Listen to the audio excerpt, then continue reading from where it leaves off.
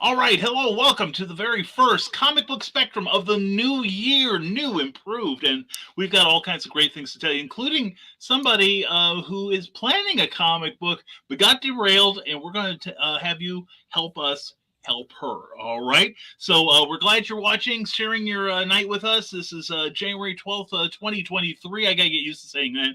And if you're watching live, please leave us a comment, all right? And if you're watching us on the rerun, leave us a comment, and we'll reply to you if we can. And now let's, in about 40 seconds or so from now, let's have a show. What do you say? I think that sounds like fun. All right, we'll see you here, and welcome to Comic Book Spectrum.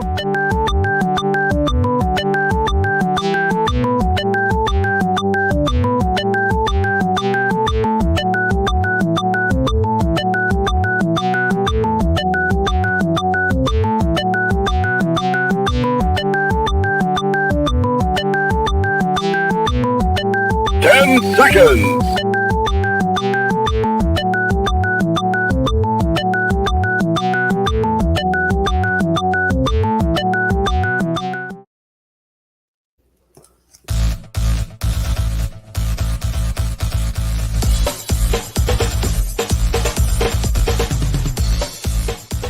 Now comes the part where we throw our heads back and laugh. Ready?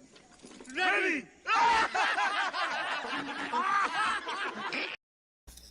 How dare you! How dare we? Well, we do it a lot. Anyway, welcome to Comic Book Spectrum. We're glad to have you back after a 2-week hiatus, and we're all rested up, and ready to go. Anyway, so anyway, we've got a few changes we're going to institute tonight. Plus, we're going to have some stuff happening here, and now's the time we're going to bring in everybody. Here we go. And we have in the room Eric S. Hawkins, Jody McFee, Brian, who is muted right now, and Clyde Hall. Yeah, you're muted. Yeah. So, yeah, I can't unmute you because you did it to yourself. So, I love doing it to myself. Yeah, I know. But that's why Brian needs glasses. Anyway, self-mutation. The pipe is back. Yes, the pipe is back.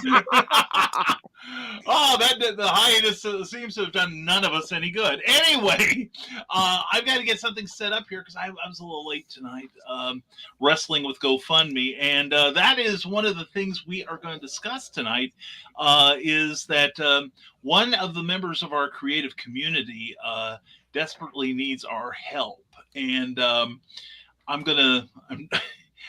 was gabbing with everybody here, and I did not set this up, so I'm going to do that right now. Here we go. And I'm not going to tell anybody what I'm doing, so nobody will know that how slick I'm not being. Anyway, here we go. What's happening is, and if you follow my pages on Facebook in particular, you'll know that Amy Hale, who is an author, publisher, editor, broadcaster, does all kinds of things, does them all well. She, about 3 years ago, she and her husband John contracted COVID-19. And it isn't the warm and fuzzy Omicron type either. It was the really nasty neurological damage one. And both she and John have suffered a certain amount of neurological damage. Plus, Amy has ongoing health issues with some other maladies such as depression, diabetes, and then one other thing that I can't pronounce. But we're gonna post something here. This is a website that one will tell you what all we're doing and what it's all about with Amy. Right there. GoFundMe.com/F, small case F, and then /Love for the Hales. Please go there. We have a very ambitious goal of $30,000, and I can tell you right now that's not going to cover everything because Amy is currently having various issues still, and those haven't been operated on yet, and the bills are going to keep coming in. But we have other things planned for the next few months that will help alleviate some of their pressures, some of their problems. And one thing that we are going to start doing, and I'll make the announcement tonight, This coming Tuesday at 7 p.m. Eastern, 6 p.m. Central, I am going to have a special episode of Clever Title Pending. Yes, we're back. Because for every $1,000 that we hit in this GoFundMe, and when I checked last time, well, let me check right now, we are up to $1,635. Ooh, nice. Yes, and that's in like just a couple days. Yeah, definitely. Thank you to everyone who has pledged so far. And please check it out. We have a link to a video that Amy made that, broke our hearts and made us, think of this way to possibly help her. But anyway, there will be various ways that we will be able to add some value to it, to maybe be an impetus for you to pledge to Amy's payment of her hospital, her medical stays and all. Like I said, it's $30,000, and that's not even going to cover everything. But we're going to try to get as much of that as we can.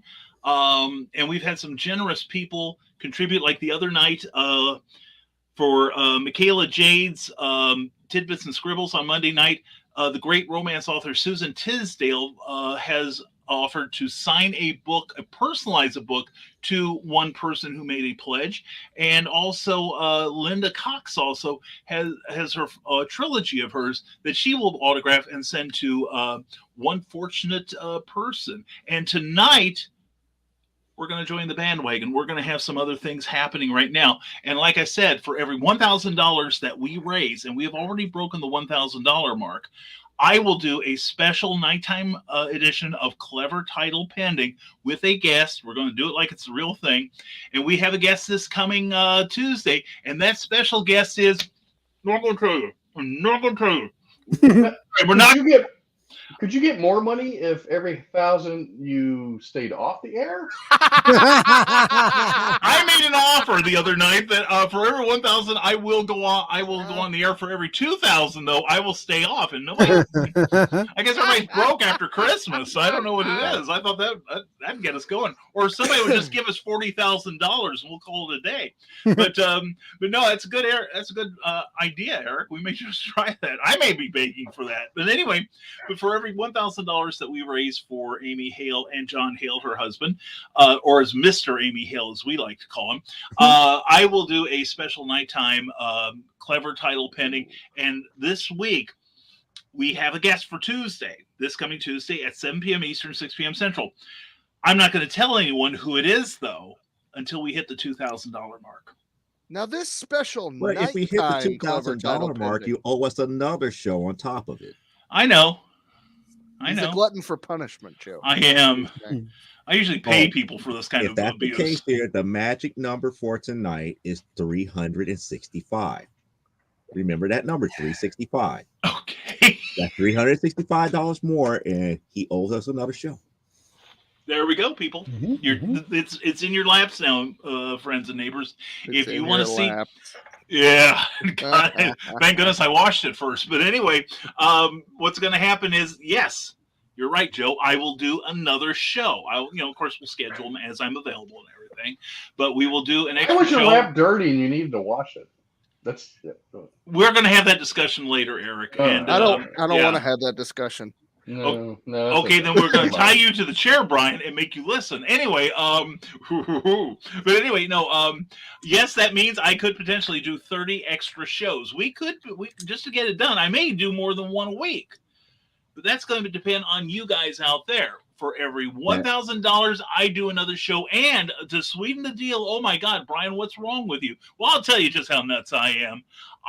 When we hit 30,000, note that word when we hit 30,000, I will not only do my 30th Clever Title Pending, I will do a 6-hour marathon show in addition. Oh, I thought you were going to bring out the bit of shame we talked about. Yeah. Well, that'll be when we hit 35. Okay. Yeah. I was looking forward to that. So Yeah, really, yeah. So just another 365 and $33,365, and we need it tonight. Anyway, but no, we've got all kinds of great things. Plus, we'll be doing an anthology later this year. We're lining up some people and asking them if they would like to contribute. But anyway, you see the link down at the bottom of your screen. I'm going to keep that up there as long as I am able.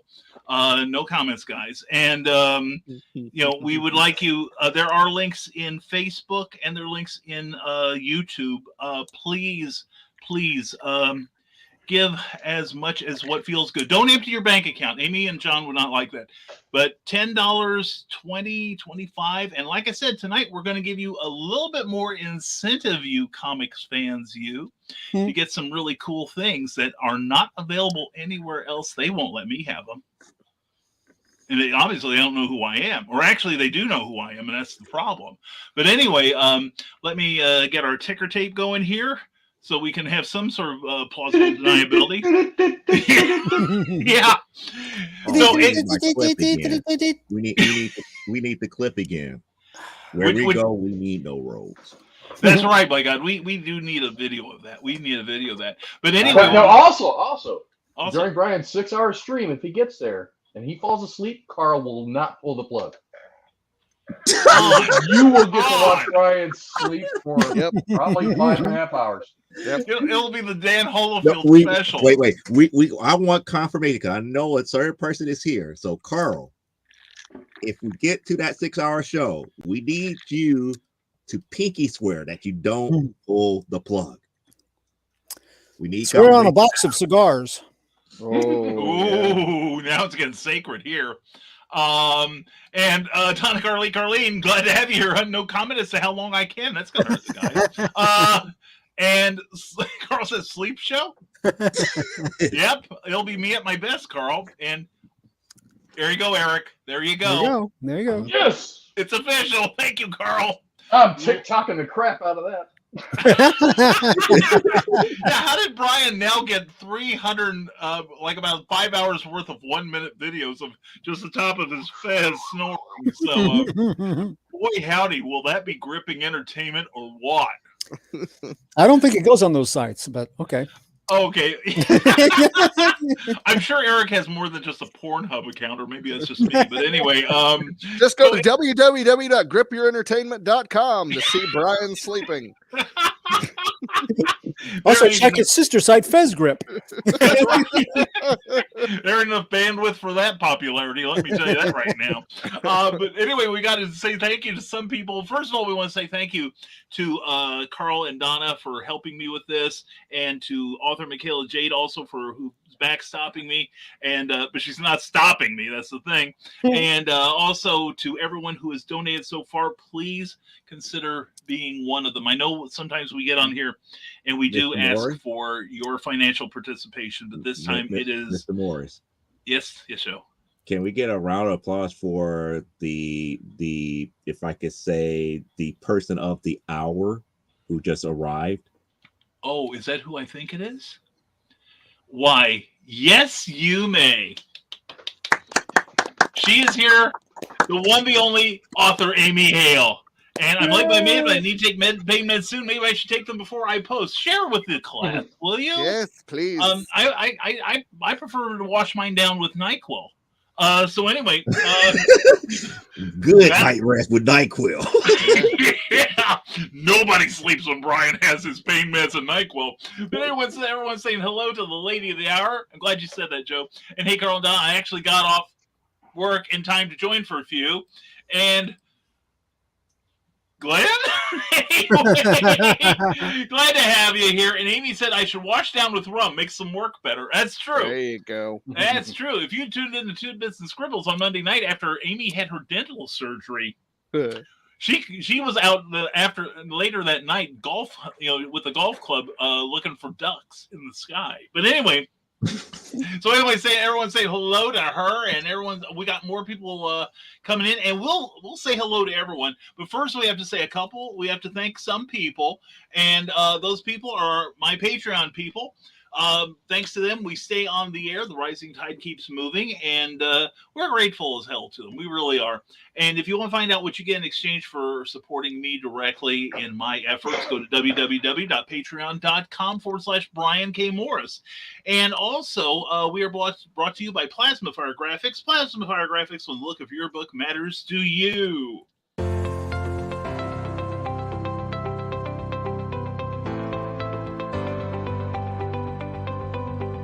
You've worked hard and written a great book. Now, it's time to give it a great cover.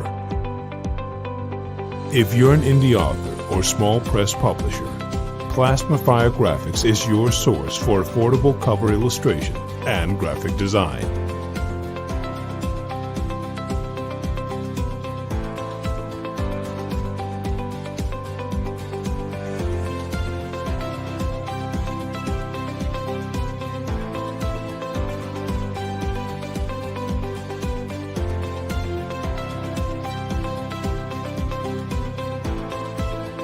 Plasmafire Graphics, when the look of your book matters to you.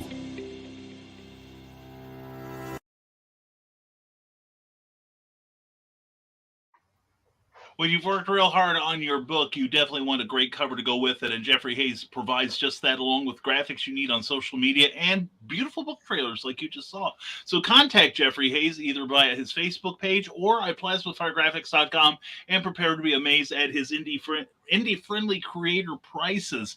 He is fantastic. That is Plasmafire Graphics, when the look of your book matters to you, because it definitely matters to your readers. Amy Hale says, I texted my daughter the night after surgery just telling her how much I love her, and the next day she called me and said, you were so high last night. And I can hear Rachel saying that too. And Amy, Carl says, I hope Amy is kidding. Those two meds don't mix well. They do if you wash them down with NyQuil or Kraken. If you do it right, they do. Yeah. And hello, Russ Leach. How you doing, buddy? Hey, check out Only Death Can Save Us, available now on Amazon and at Comic Book Black Belt, because he's awesome. And she's saving the heavy meds for sleeping tonight. Hey, maybe I should borrow some for my 6-hour one. But anyway, let's see. Here we go. Well, we'll run through the comments here, and we got to say hello. Congratulations, Carl Witzman. Made it just home in time. And wow, that thumbnail reminds me of the shop on campus. Yeah. I know the one. Yeah, I do. We're glad to bring back the happy memories. And I need a black light bulb. And who doesn't? Uncle Fester could put it in his mouth. And anyway, you mean Bogart's? That was a great place. Yeah, I do remember Bogart's. And I think I was just looking for matches for my pipe. Not that pipe, wrong pipe. And hello, Teresa Dunn. Bogart's a head shop. Yeah. My first one was, I was visiting I was with my uncle in Los Angeles. I saw one in Hollywood Boulevard, and I felt impure. It was great. Anyway, everyone say hello to Teresa. And man, I'd forgotten how rich those Midnight Milky Ways are. Yum. Oh, now I want one too. And hello, Molly Daniels. Mwah. And everyone say hello to each other. And are you into that candy bar already? Wow. And Molly says, I'm eating pizza, so might not comment until I'm done. And Carl had pizza too. Good for everyone but me. I had pizza for lunch today. I feel so deprived. Yeah. And greasy fingers unite. Remember, Molly Dales was supposed to make meatloaf, but took hubby out too late, and I've been writing hamburger. No, Hellboy. That's Hellboy. Oh, is that it? Hellboy. It's all Hellboy. It all comes back to Hellboy. Okay, now we got it. Thank you for that clarification there, Brian. And I've been writing all afternoon. I deserve treat. And everybody, we got to give Molly some love, because one of my crusades, of course, and this is, what we're doing tonight is partly related to that, kind of a crusade about mental health, that thing that other people have that aren't writers and creators. Anyway, Molly has not written anything for the longest time, and she is like going through a tsunami of wordage today. So, yay, Molly. Seriously, yay. And yeah, right. And it's about the show. Yeah, I know, Carl. We were hurrying. Hello, Lissy. Mwah. And hello to Jennifer Hawkins. Mwah. Good to see you. And Molly, cue Jeopardy music. Do do da da. No, actually, we're cueing the police. Da do do do da da da da. And did they forget they have a show tonight? Never. We have our responsibility to our public, and they're probably too busy BSing in the green room. I told you it's not 15 minutes after, so they're not going to worry. They're going to be like, "Where are they?" I announced in the green room when it was 6:01, but I don't think anyone listened to me. Yeah. When it was 6:01, and then when it was Shut up, you big fat poopy head. Admit, folks, you missed us. Anyway, and welcome back, Brian. See, Mr. Rodman gets the love. And thank you, Teresa.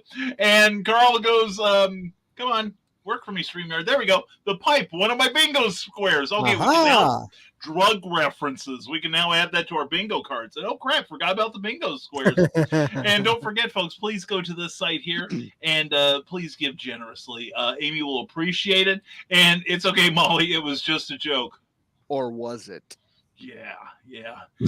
Mom and Dad, it was just a joke. I didn't go to the head shop, really. Do you have any Doritos? Anyway, and of course, the reminder, he pinky swore.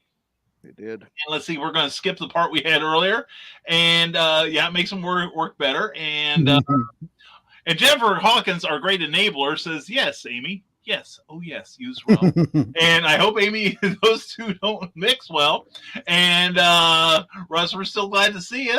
You may be regretting your decisions right now. But anyway, I'll probably see you Friday morning at 5 a.m.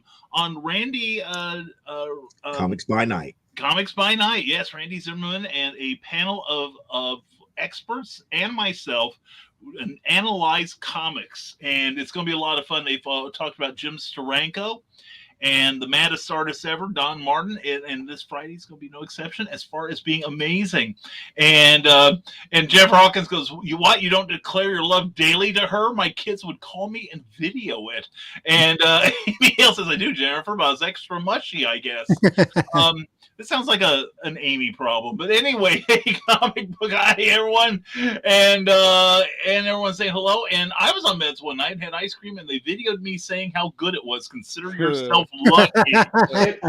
It was not the kids.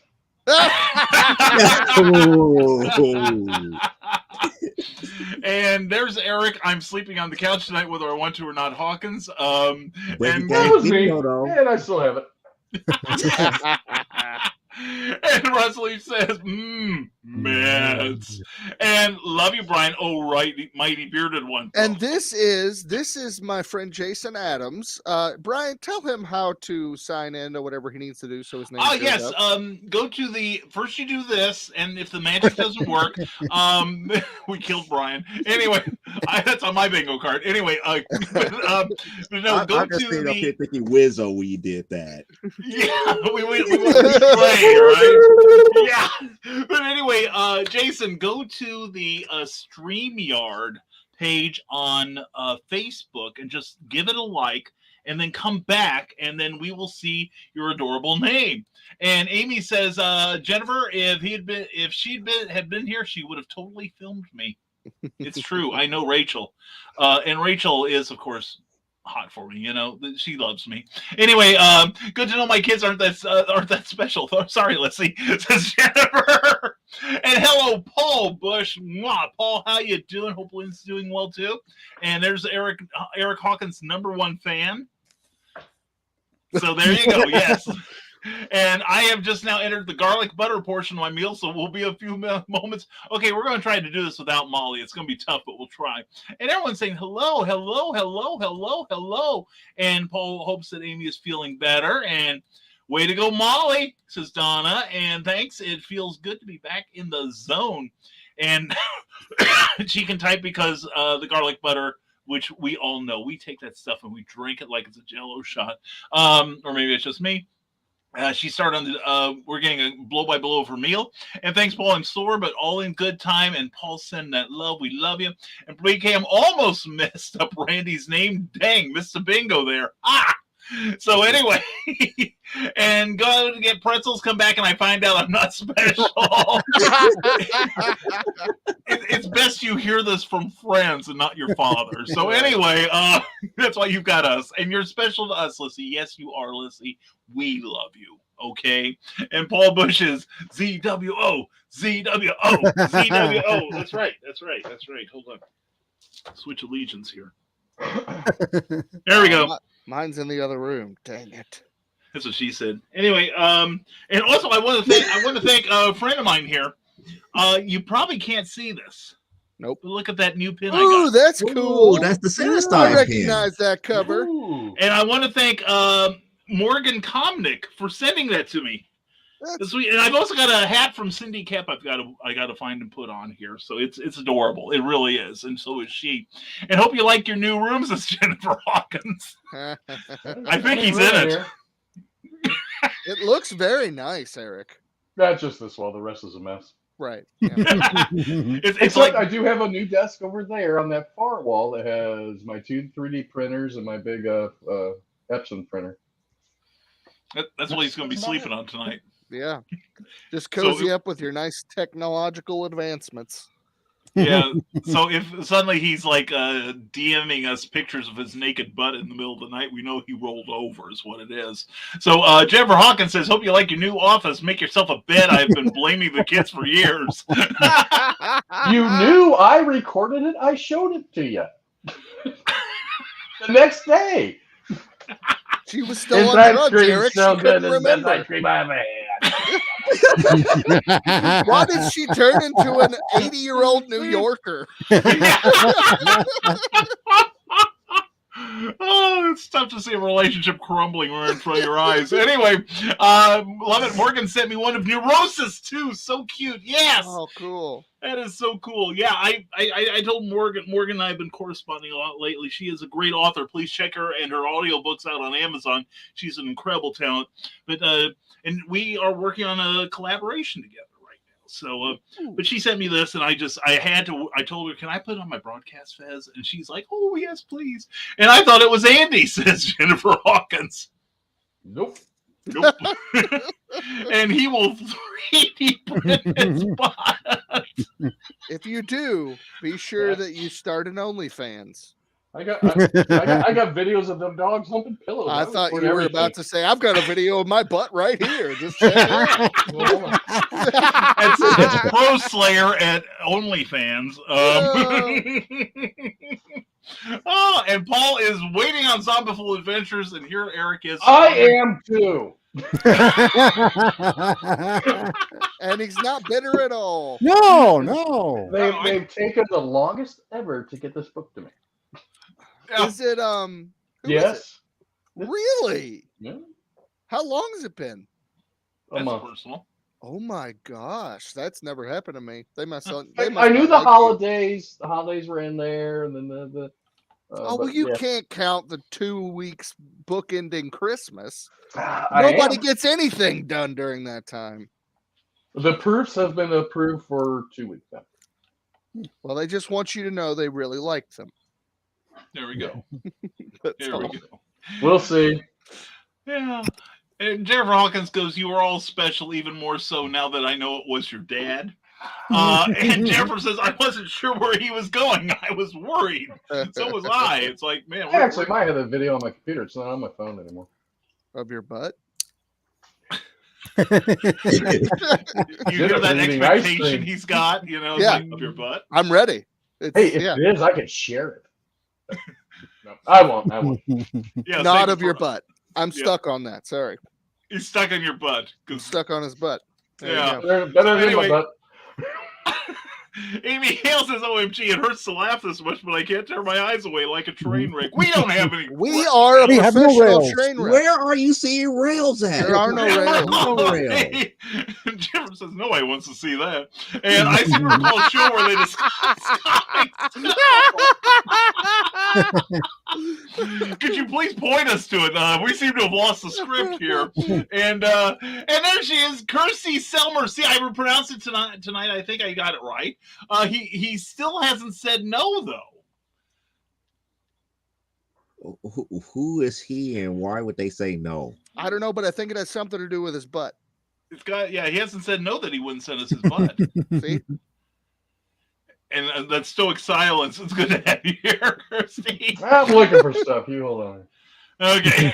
Oh, all right. This I is. was about to say, oh, I like where this is going.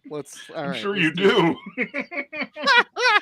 All right, well, that's all the time we have for Comic Book Spectrum. I enjoy it. Wow, Bye, everyone. this became like a right said Fred moment.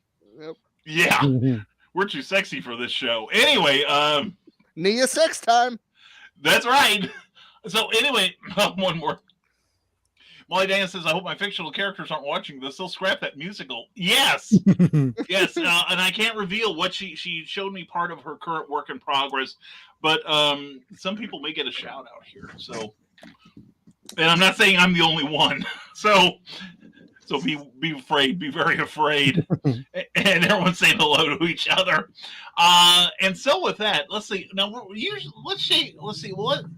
How about we let Brian go first, then we'll get the... No, actually, I take it back. Why don't we do one review first and then just get it going? I'm thinking let's get one of the offers out in the open. Actually, both of the offers. Okay, cool. Okay, Eric has his all together. Clyde will give you a few more seconds to contemplate yours. Okay. So, Eric, why don't you tell people what you are going to do tonight for them? I don't know. What am I... If you donate to the GoFundMe tonight during the show, just during the show, he will send you a picture of his butt. a minimum of $20. I will send you one of my sketch covers with a sketch on it from the Design for World of Oz. Woohoo! There you go. Yeah. Okay. So, I've only issued 2 sketch covers, issue 2 and issue 4. I only do that every other issue. I do have some extras, and if you, and prepaid, I'm going to send it out, no charge to you. Just donate a minimum of 20, but it has to be during the show tonight. And sure, Brian's talked for 36 minutes now, but he's wasted 36 minutes of your time. And Jennifer texted me a good idea, even though she's downstairs when she came up here. I'll tell you what. I'll also whoever is the highest donator, if they would like, they are more than welcome to become a zombie or be in the issue number 5. Ooh, nice. Yeah. Yeah, at the end, when it's all said and done, whoever's the highest, if they'd like to be, they're more than welcome to. When you say the highest, Stoned? No. Oh, the highest donor. there you go. Yes, there we go. Okay,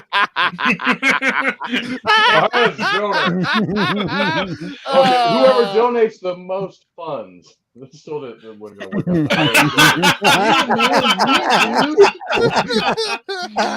Anyway, if you want Eric to, because the thing is, sometimes we have gotten, like on Monday night, we had some people that donated anyway and said, save it and give it to the next person in line. Now, if you want it, please send me a DM that you have pledged and you want Eric's artwork, and I'll verify it and let Eric know, and then you work it out between yourselves, because you'll have to send Eric your address, because he will send you the stuff. It's physical stuff. And let's see, here we go. And real quick, Glenn B. Fleming says most of my favorite people come down in the air just as I'm going to bed. Arr! We're just here to give you sweet dreams, sir. Yes. Yes, that's Yes, all we this are. is. Good night, sweet friends. La, la, la, la. Now you're gonna have nightmares. Yeah, thinking about a certain person's butt. That's what you're gonna have nightmares about. Or dreams. Anyway, I recorded it for 3 minutes. Old Sphincter Hawkins up there. Hey, if someone donates $1,000 tonight, I will share this video on the show tonight of Jennifer talking about how good this ice cream is stoned. Do it! Oh, do it! The gauntlet is hurled. Yes. Let's see. We got any pledges yet? During the show, only during the show. Only during the show. That's true. It's only on the live show, folks. We'll make that clear.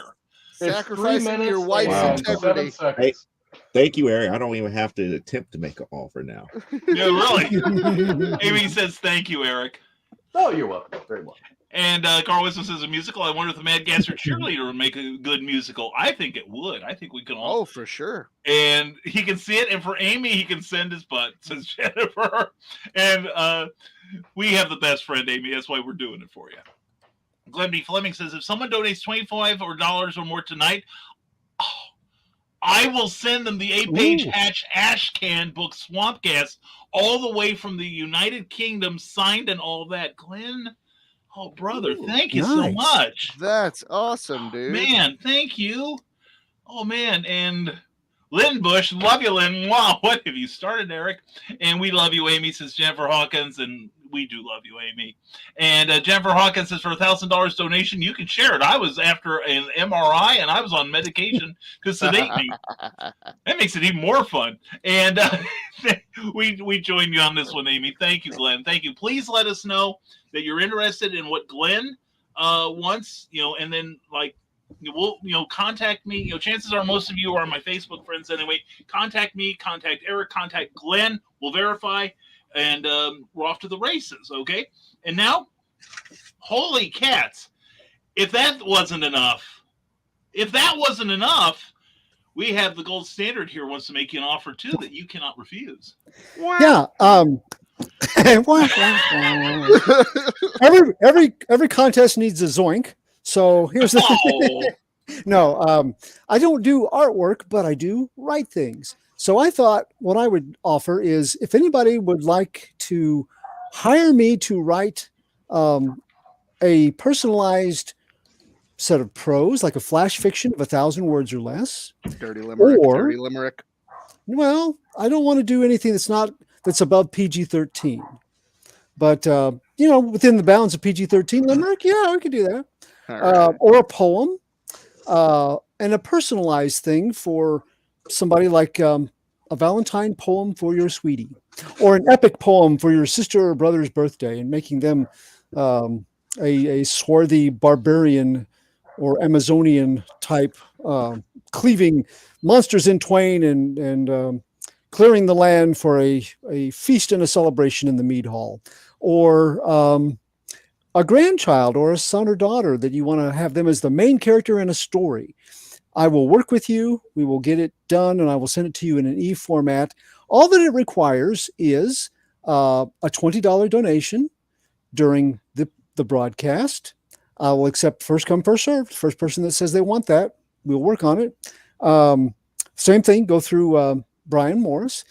Or if you're watching this after the fact, if you're watching a rerun, and you're the first one to contact Brian about this kind of a project, I will take on 2 of them. So, and I wouldn't be above, just depending on the scope of the first 2. If other people were like, oh, I missed it, but well, you may not. I mean, talk with me. We may be able to come to an agreement. But $20 increments gets a personalized bit of prose or poetry that I will make to your standards, but no politics, no character assassinations, and good fun. Yeah, see, this is why there are rules here. And because of me. I would like to keep it, I like to keep it PG-13. So other than that, if your dirty limerick idea is a PG-13 doable, we're good. All right, excellent. Thank you, Clyde. Thank you so much. You're welcome. Hey, we got to fill the hail pail. And make donations too. So I can do both. Anyway, or I'll use my pod catheter. Anyway, Amy says thank you so much, Clyde. I do have a surprise, if I may. Okay, just a second here. Let me get the camera onto you, my friend. Yes, Joe. Now, I was saving these because this is going to be my first time back at C2E2 this year. But because of the nature here, and I was saving this just as a surprise and everything. So if somebody during this show donates at least $100, I will guarantee you this. Ooh. 9A Amazonian #1. Ooh, man. Put this bad boy in the mail to you ASAP. But you have to donate $100 during the show. It has to be verified. No questions asked. Excellent. Thank you so much, Joe. Man, this is why I love the Rising Tide community. And I have a bit of an announcement to make, a couple as well. Okay. One, I claim Glenn B. Fleming's book because I just donated $25. Ooh. And also anybody that follows suit, the 3 people that donate at least $20, and I would say whenever from this point forward, if you see this, get in touch with Brian, see if they're taken. 3 people, I will do a digital print of any cryptid monster you want, as long as they're not, weird kinky things. Puts me out. Yeah, PG-13. Okay. Yeah, PG-13. Oh, man, no You can still get a Yeah. picture of Nick Talkert, though. Right. Boo, Yes. no Exactly. jackalopes. Yeah. Boo. So 3 up to 3 people. And get same as everybody else. Go through Brian K. Morris. And he'll let me know who they are, and we'll get in touch. So. All right. That sound good. Thank you, man. Thank you so much. That does sound great. And and if that wasn't enough, here we got 2 more offers here. We got 2 more. Mr. Glenby Fleming, we love you, brother. For a one-off original Hatch piece of art, the donation is $100 or more. Thank you, Glenn. Thank you, brother. And Amy Hale is getting into the act here. If someone donates $1,000, I'll let John film me after I take my pain meds tonight. That's tempting. That's gold. That is total gold there, I'm telling you. Oh man. Looks like you've already made at least 100 tonight. Yeah, we went from what was it, 1635? We are now at 1735. Woohoo! Thank you, folks. Thank you so much. Thank you. And $265 more. And I owe you guys another show. And I will tell you who the guest is on Tuesday nights.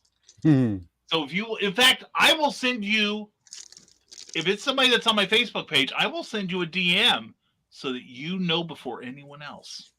Ooh. All right. In fact, the person, there we go. There we go. Joe is tempting. He's enticing you. Look at that. Look at that. You know you want it. You know you want it. I'm scared. And this is one of the first ones that came back from CGC. So I have, like I said, I've been saving them for C2E2 later on this year. So you will be getting this before the people even get to see them at C2E2. Yeah. Yeah. Take advantage of us, folks, before we come to our senses. I'm telling you. There's a lot of good stuff here. Yeah. Well, and thank you so much, Joe. You guys are going to make me cry with all this kindness. I think Amy has been crying for the last 48 hours since we started this extravaganza, but it's only been good tears, which is great. And thank you, Brian. I know she means you, brother. So, and Lindsay says some cryptic fans are really freaky, so good thing you put that small print on there, Brian. No, I know. So, like, yeah. But still, no jackalopes. You said no jackalopes. Yeah, you said nothing erotic. Depends on how you feel about jackalopes. I guess. Yeah. There's a difference between cryptids and furries. So we're not talking about that. We're talking about cryptids like creepy monsters like Bigfoot and stuff. And Mothman. And Mothman. These are not scary monsters. They can be if I draw them like that. If they're not, they can be if they're not Andre the Giant from the $6 Million Man. Yeah. Hey, that's true. There's a 3-episode series on Hulu right now about Sasquatch that killed 3 pot farmers. See? Whoa! That's scary. It's a news journalist who was in the cabin when the people came in and said they were butchered. Cheated him, so he got upset. It's like he got cheated. He was living in Indiana where he couldn't get it legally. So it was a Sasquatch from Indiana. And Molly Daniels, we have circled the wagons around you guys. Well, we're here to make some things happen tonight. And Amy, we love you, honey. You and John both. All right. So we do this. We're proud to do this thing. So let's check the total again. I should be sharing this with you guys. And we're at 1735. So thank you, everyone who has pledged so far. Get in touch with Joe's going to be tempting you with that thing. I'm telling you. And Clyde will be tempting you with a blank piece of paper. Brian will be tempting you with his iPad. Eric will be tempting you with his butt. Yeah, I was trying to find a nice way to say that, Brian, but Yes. he thinks we're bluffing, but next time he does that. My butt's flat like a pancake. I look like a frog in pants. Yep. That's what I tell people. I tell people I have 2 legs and a crack. That's all. Yep. Yep. I feel like I know you two so much My better. thighs go right up into my back. It's so Yeah. strange.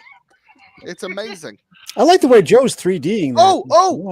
Check. We're comment. verifying. We're verifying. 1985. Ta-da! 1985. Hey, he's probably not watching the show. Amy, it's Terry Maggart. Okay, she will know the name.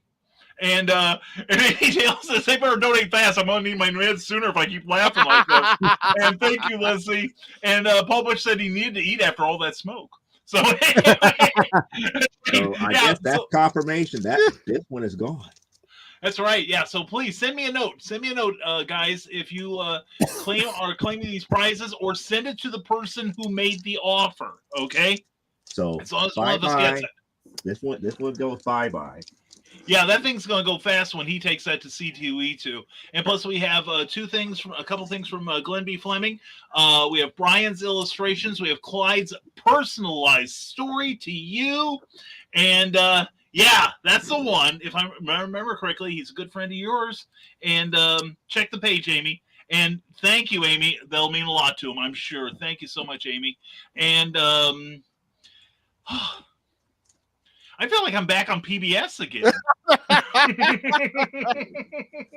Man, I feel like I'm telling everybody this is WILL AM FM TV. So and look what we got.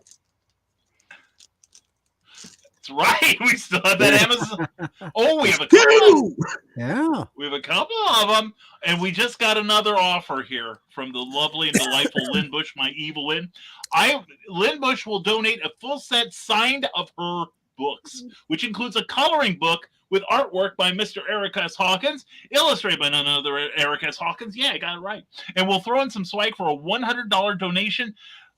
Message me. Love you too. Love you too, Evil Lynn. Thank you so much. Thank you. So we got another one. Oh my God. Wow. Okay, folks. You and $15 away, and I'll owe you another broadcast too. Yes, make me work. Kill me on the air. I will go happily, I promise. If you enjoy the quality programming that CBS provides, please donate now. Operators are standing by. Yeah, or if you like seeing this flaming dumpster pile of crap there's always wow. Oh man. And okay, great. Thank you, Amy. They were personal friends. I thought you'd like to know that, Amy. So, I think I need a moment here. So anyway, why don't we start the stuff with it we were supposed to be doing? No, actually, this is what we're supposed to be doing. So, this, we're happy to do this for our Amy. And please, folks, please don't stop now just because we are on the air. I will keep refreshing the page, and we will let you know if I'm going to be spending the rest of my life behind this microphone here. So I would love that. And sleep. Asleep, man, yes. if I win the lottery Friday night, you're 40 grand just to watch you sleep. And I would do it happily, Eric, if you did that. I would. I'd do it anyway, probably. But anyway, or I'd do it. I don't have a choice in it. And you're welcome, sweetie. Anything I can do to help love you guys. We love you too, Lynn. You're awesome. You and Paul. You're all, oh man. Anyway, we're getting some love from Amy. So, to you, man. I think that's actually a symbol that says Eric's butt is lesser. Yes. Yes. I don't know that. Those are butt cheeks. Oh God! I will never look at that the same way again. Oh, and Terry said to donate to someone else. He just wanted to help. Oh, Please So send them that our means love. we're back to 2 available. Yeah. See, people, man, you got your chance. You're getting stuff from Eric. You're getting stuff from Clyde. You're getting stuff from Brian and Joe. And I'm just here to coordinate everything. So anyway, You're the eye candy. also we have the offer from Glenn B. Fleming. And Eric says, or Amy Brother says, I need a new heart symbol. And what's wrong with the old one? It's only been used dozens of times. Anyway, I think it's more special now. That's right. Yeah. That's right. And Carl's bringing his own. There we go. Because at least he There knows you where go. this one's been. So anyway, we have. Oh God! Now I've been laughing like Amy. I feel like she did. So anyway, we're $15 away from me spending all my life in front of a microphone, and we have not crossed the $2,000 mark yet. We are at 1985, and these articles, and unless otherwise stated, like I said, all of these offers expire at the end of the live broadcast here, unless you want to contact one of these wonderful people involved and make a deal with them. Okay, I will put that out. And we are, and hold on, we got Amy saying we love Eric's butt symbol. And now I have this vision of like the monkey, you wind up and he like this.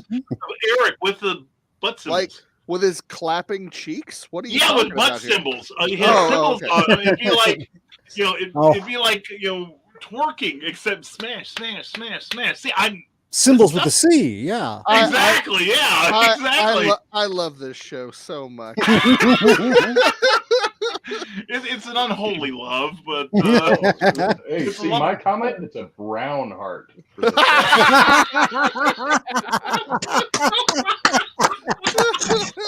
Yes. Oh, good. It's butt love. So Robin just walked in and has no comment whatsoever. Don't tell her. Yeah.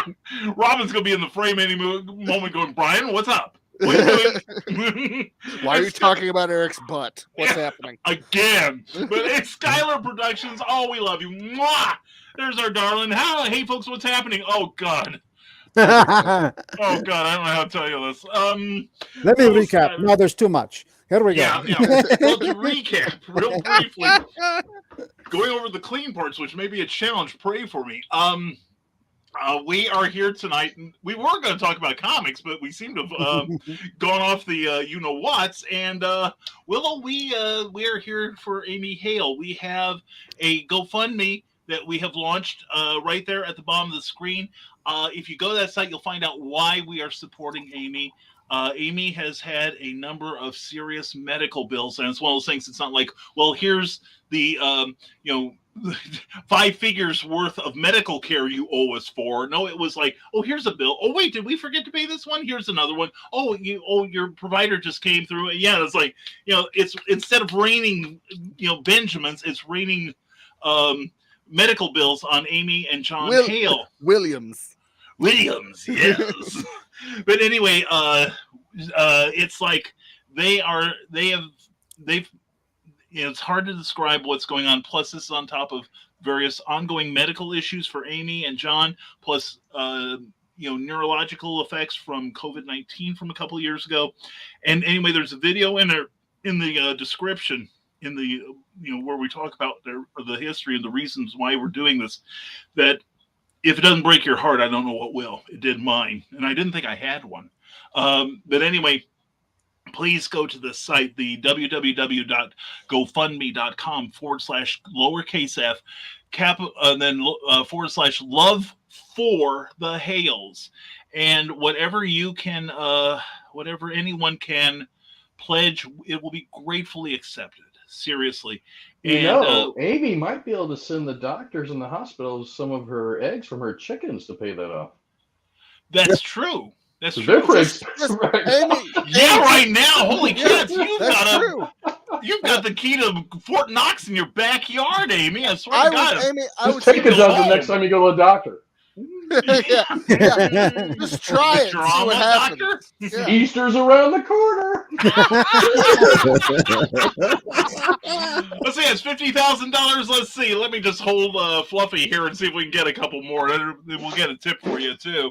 They had the prices. They Like had a the, weird shotgun, just they had the prices right the other day. They had a black velvet and a dozen eggs there with the actresses doing the look at that.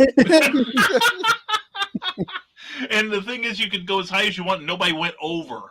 So, and anyway, now I've got. I need those freeloaders to start playing again. Oh God!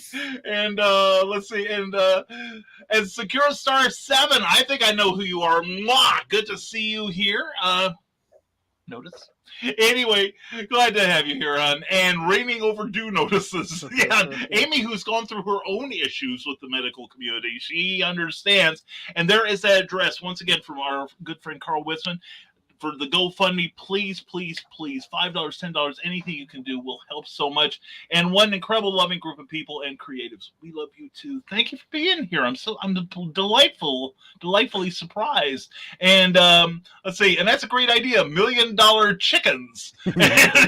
Literally, you talk about, or I should go, get money. So there we go. And Willow Schuyler said, "I'll post the link for you on my page soon." Willow, I love you, hon. You are the best. You really are. Amy says, "I'll walk in with my chicken named Vera Wing under one arm and Mother Clucker under the other." Oh, and everyone's saying hello to our darling there. And hey, Willow. And we've caught up again for the moment. And we are currently at $19.85. We've gone up, about a couple $100 just in the time we've been on here. And don't forget, once we break the $2,000 mark too, I will. If you're one of my Facebook friends, I will send you a DM telling you who the guest is on this Tuesday's Clever Title Pending before anyone else learns. So if that doesn't give you the impetus to at least kick in $15, I don't know what will. Everybody's going, "Oh, but you're going to be on, aren't you?" Ooh. Yeah, but we get 2 hours of Clever Brian tricks. Yeah, and we've also got what could be a 4D series of me doing this. When the whole thing's over. So no, I know. So anyway, I know a way where you won't do that. What's that? Cocaine isn't an guest option on for you, and you won't be doing that because you'll be too busy doing. That's possible. That's possible. And you know who I'm talking about too. I do. Yeah. We just actually, have to Madam Executive Producer will come in and we check just on have me. to invite Brian's permanent crush to be a part of a Club of Tire Pending. Well, I'm already here. And he won't sleep. Yeah, Brian's already here. I'm already here. Yeah. No, it's a different one. No, the real crush. The one that Cookie won't get upset about. Eric's You butt. get even, but you won't get upset. Yeah, it's Eric's butt. Cookie will get upset about you. Well, she's seen us together. She Oh watched. she did. She liked watched? it. Oh yeah. Yeah, she was like, Parking lot, yeah. Holiday Inn Express in Louisville, Kentucky. And then at the show, and then at what restaurant did we go to? At the bathhouse? Oh yeah, we went to a couple of them. Yeah, the bathhouse. And in the dealer's room. Oh my god! In the sauna, and it was great. No, It I was couldn't each and every time. I can't be in saunas. What am I kidding? Well, you could then, but yeah, that's true. Anyway, and Amy Hale says Eric's butt is going to be a thing now. So it's sorry, already Eric. a thing. Don't offend him. Welcome to the Hale Bell world. Oh God, I haven't laughed this hard in a long time, folks. Thank you very much. Oh my God. Oh, so and now we're on now that we're caught up the comments again. Brian, you want to go first? Yeah, You're the show's got comics. What do you think about that?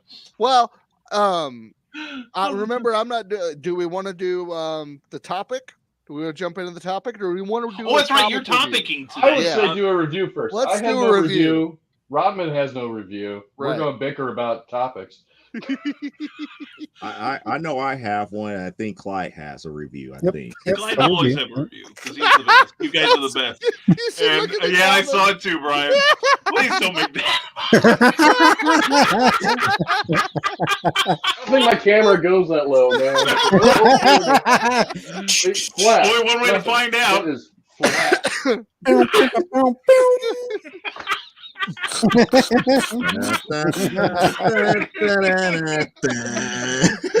and now there's a whole bunch of people on the audience going, Wait, what are they doing, Brian? Exactly. Oh. Hi, welcome to Eric's Butt Spectrum, where I think we're about to lose Mr. Rodman here. Okay. And why am I hearing stripper music? Somebody please do a review before I die. And let's see, it could be worse than the long flowing hair, says Jennifer Hawkins. Hey, my mullet was glorious. Like, wait, was the mullet on your butt? Because that's gross. It was halfway down to the butt. Wow. And when I drove my Trans Am with those T-tops off, Yeah.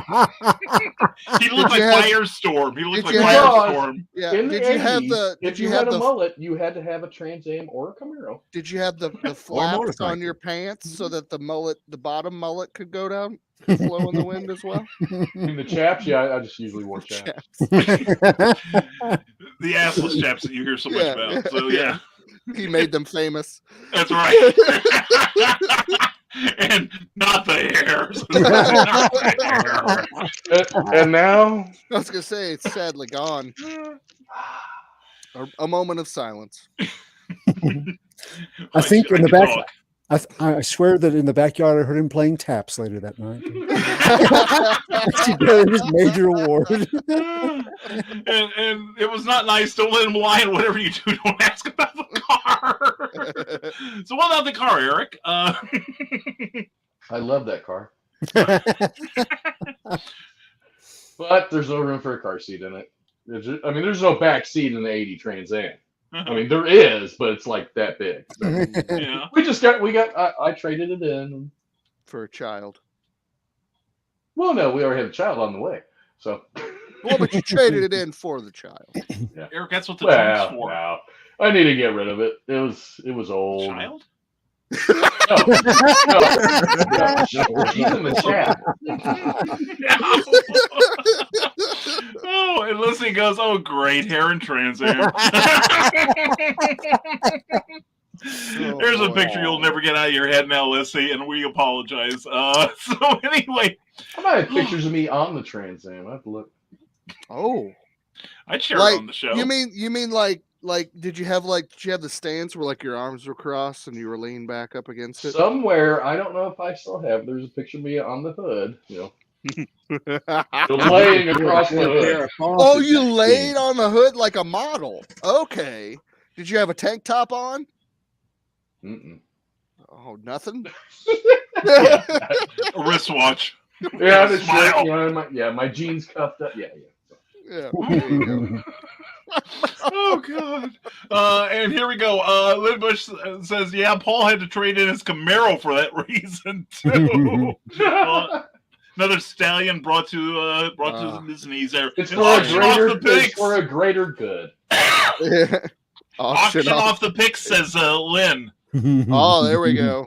There you go. Eric will draw a picture of him in his mullet and the long flowing hair on the Trans Am, and he was like the White Snake cover.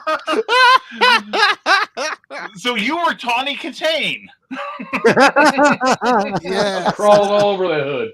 Oh man! Oh no! Don't answer that question. Just Don't like a answer spider Amy's monkey, question. just crawling Don't all answer over. Amy's question, please don't. Leave on it with a Speedo and OMG, that is too funny.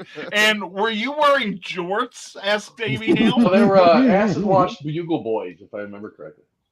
Oh man, That we have is- to find these pictures, Eric. Yeah, that is too detailed an answer for it not to be the truth. We have to find those pictures so soon. Oh God. Somebody do a review. Why? Or okay, for the love of God, Clyde, or excuse me, Joe. I said Joe first. So, Joe, take it away. Okay. And here I go. Get out my house. Oh,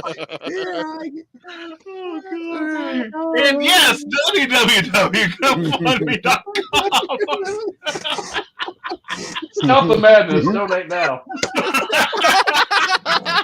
If we hit $2,000, we'll end the show. Yeah. And for 3,000, we'll never go away. Anyway, let's check that total one more time before we go. No, we're still at 1985. 1985, and if we hit 2,000, remember, I'll tell you who's going to be on Tuesday night's show. We have original stories made just for you, or poems. We have original art. We have slabbed comic books down at the end, and then we have original art. I can't reach that far. I can't do the reach around for Brian like I usually do. But anyway, we have Brian who will do an illustration for you. Plus, we have Glenn Fleming will do an illustration for you. He'll send you stuff on Hatch. Beautiful work. Seriously, he's been sending me this stuff, and it is fantastic.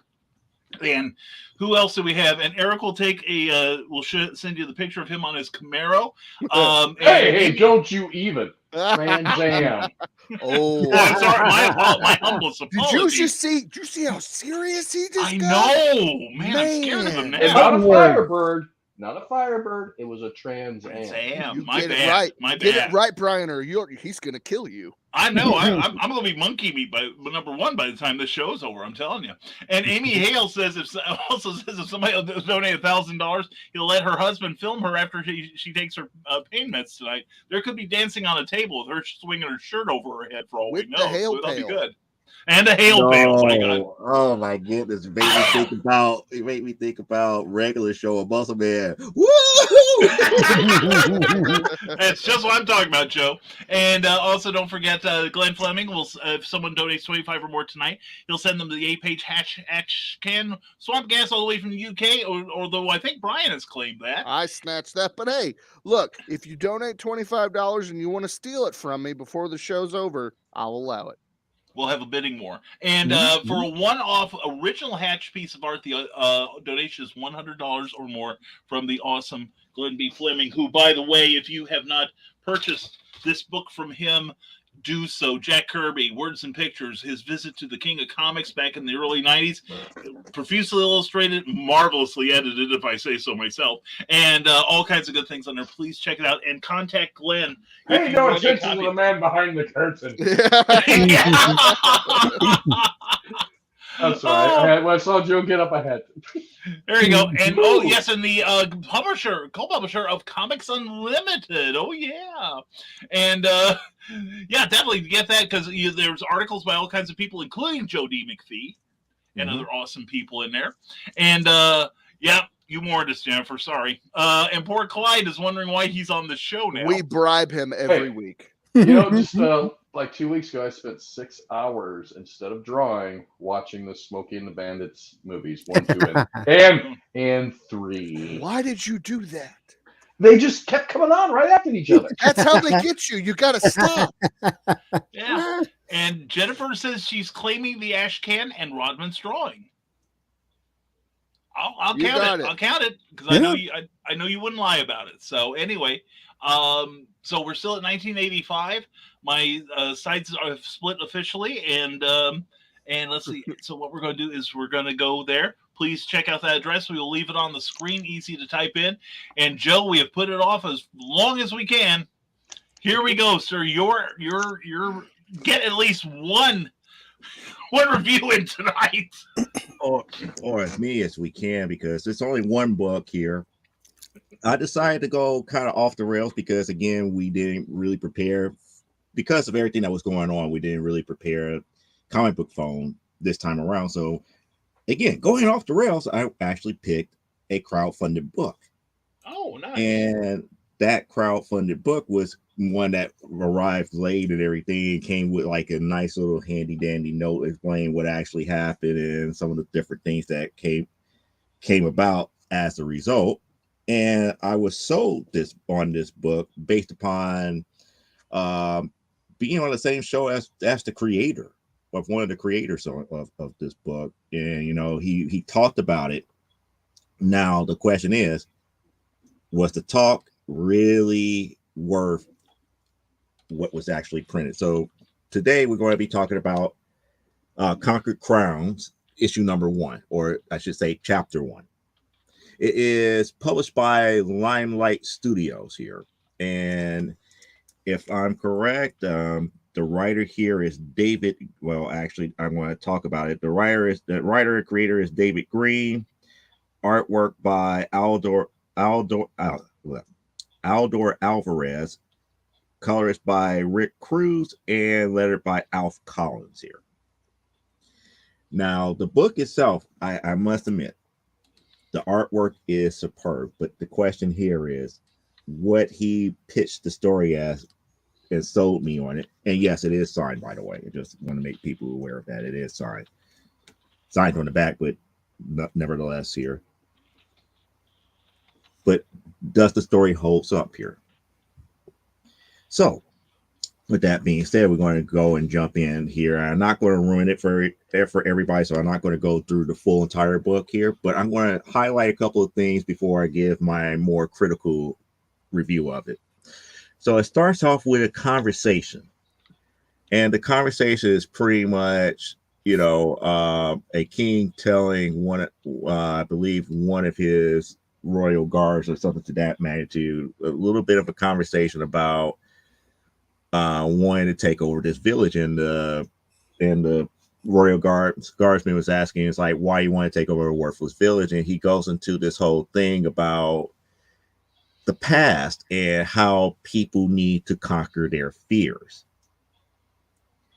And it turns out that one of the things that he feared was not the village itself, but these hunters that it normally, you know, is around this one village. And that's how the book actually starts.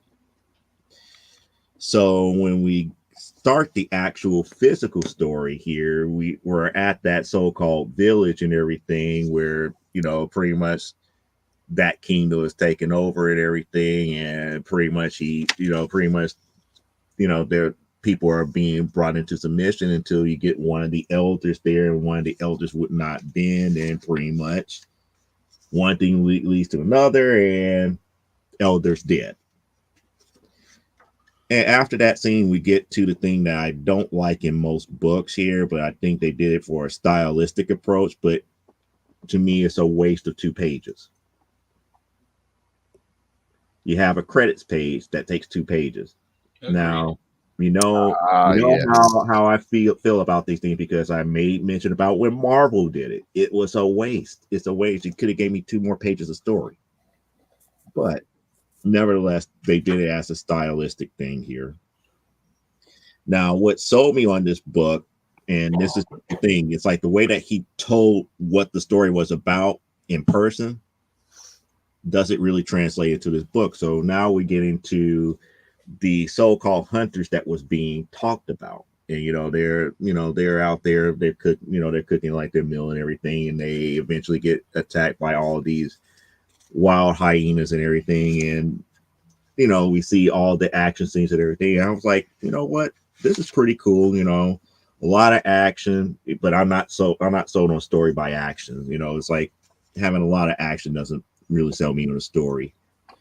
And this is where I get to the point where Harper is like, now I'm going to get kind of critical, because it's like we have, like, after the attack and everything, they gather up their stuff and it makes a jump. So it's like we jump from them being out in the wild to now they're right there on the outskirts of this one village, and they come into the village, in the middle of the night and everything, and they just decide to, lodge there for the night before they actually scope out the village to see what really was going on and whatnot. So after the night that they arrive, they wake up and they decide to go 2 by 2 throughout the whole village and whatnot. And they, different things happen, and we kind of get an idea of what each one of them was like as a whole here. And then we get to like towards the end of the actual story where they started back tracking and everything outside the village, and they see all of these Royals guardsmen dealing with all of these different animals and whatnot, and they're saying, "Hey, this is not cool and everything." And I'm leaving it there because I'm not going to ruin the end of issue number 1 because it is issue number 1. Kind of some of the things that stuck out story wise that just did not seem right here was the bar scene here. It's like two of them went to a bar and everything, and the bartender was kind of like telling them was like what was the what the two popular drinks were. One says like one would take the meat, the other one would take a palm wine, and then we get this panel right here. But as soon as we flip the page, we get this conquistador looking individual now saying here, you could take mine, as if something happened to the original drink that she had in her hand from the previous page. And it was like no reference as far as where he come from, because he wasn't in that last panel and all this other stuff. So there's a lot of there was disjunctions throughout the book, but this was like one of the more major ones here. With that being stated, I'm going to give the overall book a 6 out of 10. Art-wise, it's a beautiful book. Story-wise, I believe it could be told a lot better. It's not a badly told story. And my honest opinion about this book, and that's why I was kind of like torn as far as the grade is concerned. The reason why I gave it a 6 and not anything lower than a 6, because the first page pretty much told what I needed to know in this first issue, and it seems like all the rest of the stuff didn't apply back to what was stated in that conversation. It's like, why are these women to be feared? In a way, they was trying to show that these 7 women were fearsome, and in their action and everything, they did a lot of fearsome type stuff, but the backstory is not really being told. Why would you fear them? What happened? And then when we get really into the story, we're not getting that backstory part. We're barely getting to know these 7 individuals in this story. I mean, we're getting glimpses, but even for a first issue, you need to have your reader feel like you're drawn to one of the characters to keep them invested. The only thing that kept me invested in the story so far as of right now is why they're staying together. It's like each one of them has abilities where they could have been fine on their own, but they're together for a reason. And the rest of the story is kind of showing like their sisterhood and why, and I'm trying to gauge why they're together and why they're doing the things the way that they've been doing, and some of the backstory as far as why they're hunting the way that they're hunting. The writer did a good job as far as that is concerned, but as far as the main thing that was stated in page 1, it kind of leaves you high and dry. So that's the reason why it's a 6 out of 10. But if you're able to get one of these, if you're able to go out to, I think it's Limelight Studios, I believe that they have their website and everything. Now, mind you, a couple of things that you need to know about Limelight Studios. They normally do a lot more for television and movies than for comic book writing. So I get kind of like the style that they're writing the story in, but yet at the same time, you have to tell a comic book story. You just can't make leaps and bounds and just speed past certain things and just hope that the reader would just accept it for what it is. So Conquer Crowns #1, or I should say chapter 1, 6 out of 10. And that is the review for today.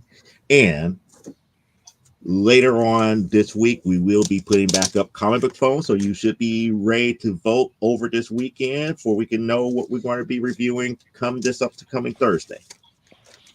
Most excellent, my friend. Thank you so much. That was good. As always. Yeah. Huzzah, huzzah. Yes. Yeah. And we have more comments. I'm clenching as I say that. And Amy, I took care of that with Paul. And Grant Lankard has joined us. Grant, glad to have you here. And he's been at the gym. Now he's buff. You'll never have to go back again. Everyone's saying hello, hello, hello.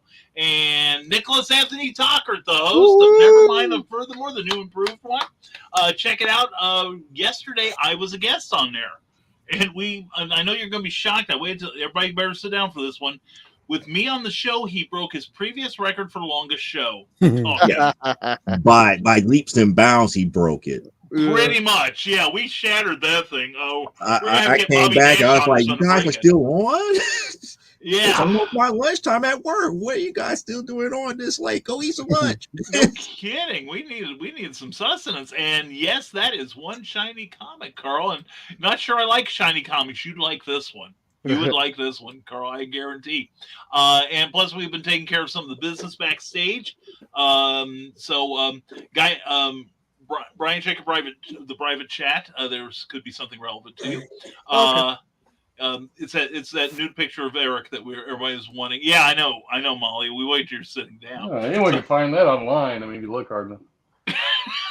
And how would you? Oh wait, never mind. I know how you know. And Calvin is back in the hail pail. Yes, Carl has a hail pail. And he took a picture of his cat in it. So, which I think constitutes cat abuse. But anyway, there you go. And again, one of the reasons we're here, believe it or not, this started out as a comic book show. And now it's turned into a telethon. And basically, we are here for Amy Hill. That's why we have that address plastered at the bottom of your screen. Please check out that page. And that is why we are here. One of the reasons why we're here. Well, main one is we miss y'all. But the thing is, Amy Hale can use our help. She is part of this creative community. And if you call yourself a rising tide person with any degree of sincerity, then you need to check on that. And even if you cannot contribute or don't want to, or you don't trust online money transfers, whatever, then please, please, please go and share that address and tell people why we're doing it, because sharing is caring in this case. And the more eyes we can get in front of it, the closer we'll get to our $30,000 goal. And I do believe we can make that thing. We have raised like almost $2,000 in about 48 hours. And that is pretty darn good. That's awesome. Yeah, I'm really proud of our people. I really am. And because I'm taking no credit for it whatsoever. I really am not. But anyway, and the thing is, also stay tuned to shows like this. And we are also going to be doing this Tuesday a special episode of Clever Tile Pending, in which I will have a special guest. And once we break the $2,000 mark, I will tell you who it is, but I will tell the person who breaks it first. Okay, so you'll know before anybody in the world. Now, and when you hit the 2,000, you're going to do another show, right? Exactly. Okay, I will owe you guys another hour of broadcasting, because for every $1,000 that we earn on this, I will do another 1 hour Clever Title Pending with a guest. It's not going to be me just talking off the cuff. We will have some legitimate offerings here. And at the end of it, when we reach the $30,000 mark, and this is a sign that I should have my car keys wrestled from me, because I have really gone insane.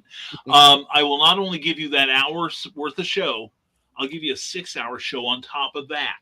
It's totally separate from that. So yeah, we'll be laying down the kitty litter that day. For sure.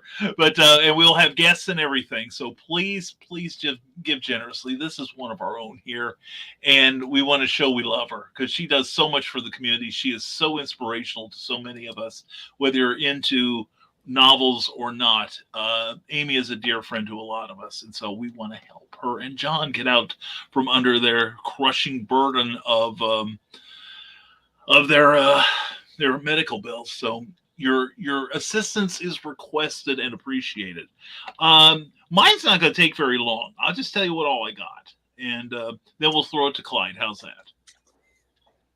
Okay, we will. Good idea, Brian. Anyway, we got a little bit of stuff, but certainly better than last week. We got our new issue of Doctor Who. Yes, David Tennant is the Doctor, and you're like, he was the Doctor, you dip. Well, he's back. He is now the 14th Doctor as well.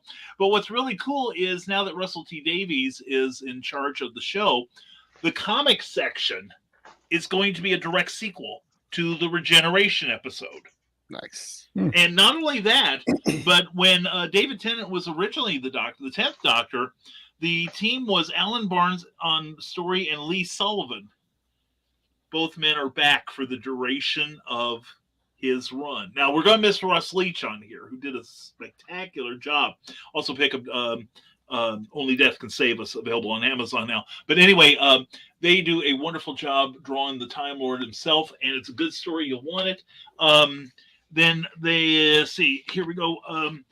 What is it?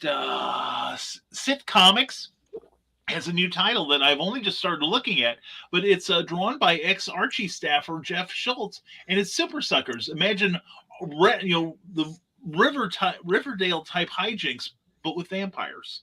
And it's not done in the serious way like Afterlife with Archie and all. It's done for laughs. And it's a cute little book. I will be reading it. And the funny thing was, I got number 4 last week. The number 3 came into my shop this week. And my guy checked, and he's ordering number 2 from the distributor. So someone is confused. Mostly me. And then I just read this today. DC Universe Lazarus Planet Alpha. This is going to be the next big event and they waited at least a good 2 weeks to launch into another event. But this is a really good story. The first one is by Mark Waid. The second one is by Jean Luen Ewan, and it features frankly, it's one of my favorite books this year, and it is the only Monkey Prince. And it's a cute little story in here. Great issue. Really enjoyed it. Plus, we have a revival of Batman: The Adventures Continued, based on the animated series, the original from the 90s. And Alan Burnett and Paul Dini are back as writers, and so is Ty Templeton on the art. So it's going to be pretty. It's going to be pretty. It's a great series. I'm loving it. It is so much fun and exciting. It's Batman. It is the true Batman. And this week's replica or facsimile from DC is Flash number 123, The Flash of Two Worlds, by Gardner Fox, Carmine Infantino, and Joe Giella, featuring the Silver Age return of the Golden Age Flash, Jay Garrick. And it's got all the ads. You can buy 204 Revolutionary Soldiers for $1.98. You can make money by selling holiday cards. No sea monkeys? I don't remember if there's sea monkeys, but we do have the Frontier Cabin for only $1. If you got a card table, you got a fortress. 150 Civil War soldiers, worldwide stamps, Palisades Park, Tootsie Roll Pops, Secret Origins Annual number 1, fastest tips around the world, more Tootsie Rolls, and no sea monkeys though, but you can get a 4-piece match set of luggage for $2.98. Ooh. It might the big one might not be able to fit in your pocket. Probably. No sea monkeys. No sea monkeys. So sorry, it wasn't that month. Raise taxes. I know, right? And then if you, not only will your local shop should be carrying Retro Fan magazine from Tomorrow's, you can also get this at Barnes & Noble and Books A Million and several other outlets. But you can see on here, we've got an interview with Angela Cartwright and Bill Mooney from the original Lost in Space, Leave It to Beaver, Underdog, the creation of Underdog, the Danny Thomas Show. Yeah. There's no difference here. Underdog is here. Oh, man, he's channeling as Wally Cox. This is great. And plus an article on great things you could get, like Johnny Clock. Yes, it is a toilet seat. That's what and Magic Fun Wigs, a coffin cigarette dispenser. Yes. Squirrely Monkey. Well, do they have the? Maybe they've got the no. They have the illegal long distance call blocker from 1983. Liquor Lollipops from 1967. Great thing from Scott Saveda. And stuff for cartoons. Roger Ramjet. The ads, comic book ads for CBS Saturday morning episodes. The Land of the Lost with an interview with Wesley Ure. And who else? We got Underdog there. And Garbage Patch Kids. Yeah. Or Cabbage Patch Kids, excuse me. Oh. And then the background to the Rankin Bass Little Drummer Boy cartoon. With TV guides and everything. And plus a letter from a certain Brian K. Morris. Detailing how my grandmother scored a piece of original Superman art by Kurt Swan. Nice. And we need more fans like my editor, Michael Urey, because he says regular retro fans may recall Brian's retro travel article to the Popeye Picnic that appeared in issue number 8. And if you're not already aware of Brian's excellent novels, like the original Skyman Battles the Master of Steam and Sanestein, or the post-holiday Prometheus, do yourself a favor and check out his titles on Amazon. This gets a 15 out of 10. Just for that page. But check it out. This is a great read every month. This is a wonderful trip down memory lane. And then I did get one thing online. And what is unusual about this one, Avengers War Across Time. Yes, that's Alan Davis drawing it. The great Alan Davis from Excalibur and Miracle Man. The writing is by Paul Levitz. Yes, the former DC president, publisher, editor, writer is doing an Avengers series at Marvel. Of course, I think it's some sort of prisoner trade. Joe Quesada is doing some Batman variant covers. But anyway, but anyway, it details the original Avengers circa issue 11. And I put it in that one mode, darn it. There we go. And it features the big bad coming up soon. Kang the Conqueror, as he's manipulating time to get the world's mightiest heroes injured a lot by this green fellow here. The Hulk battles Thor, and wham! That's teasing the rock group. But anyway, yeah, it's a fun romp. By Paul Levitz. He captures Stan Lee's voice marvelously, and the art by Davis, just never fails. He is great. He is so good. This is a 10 out of 10. And that is what I've got for tonight. Let's see. Let me get me out of the screen here.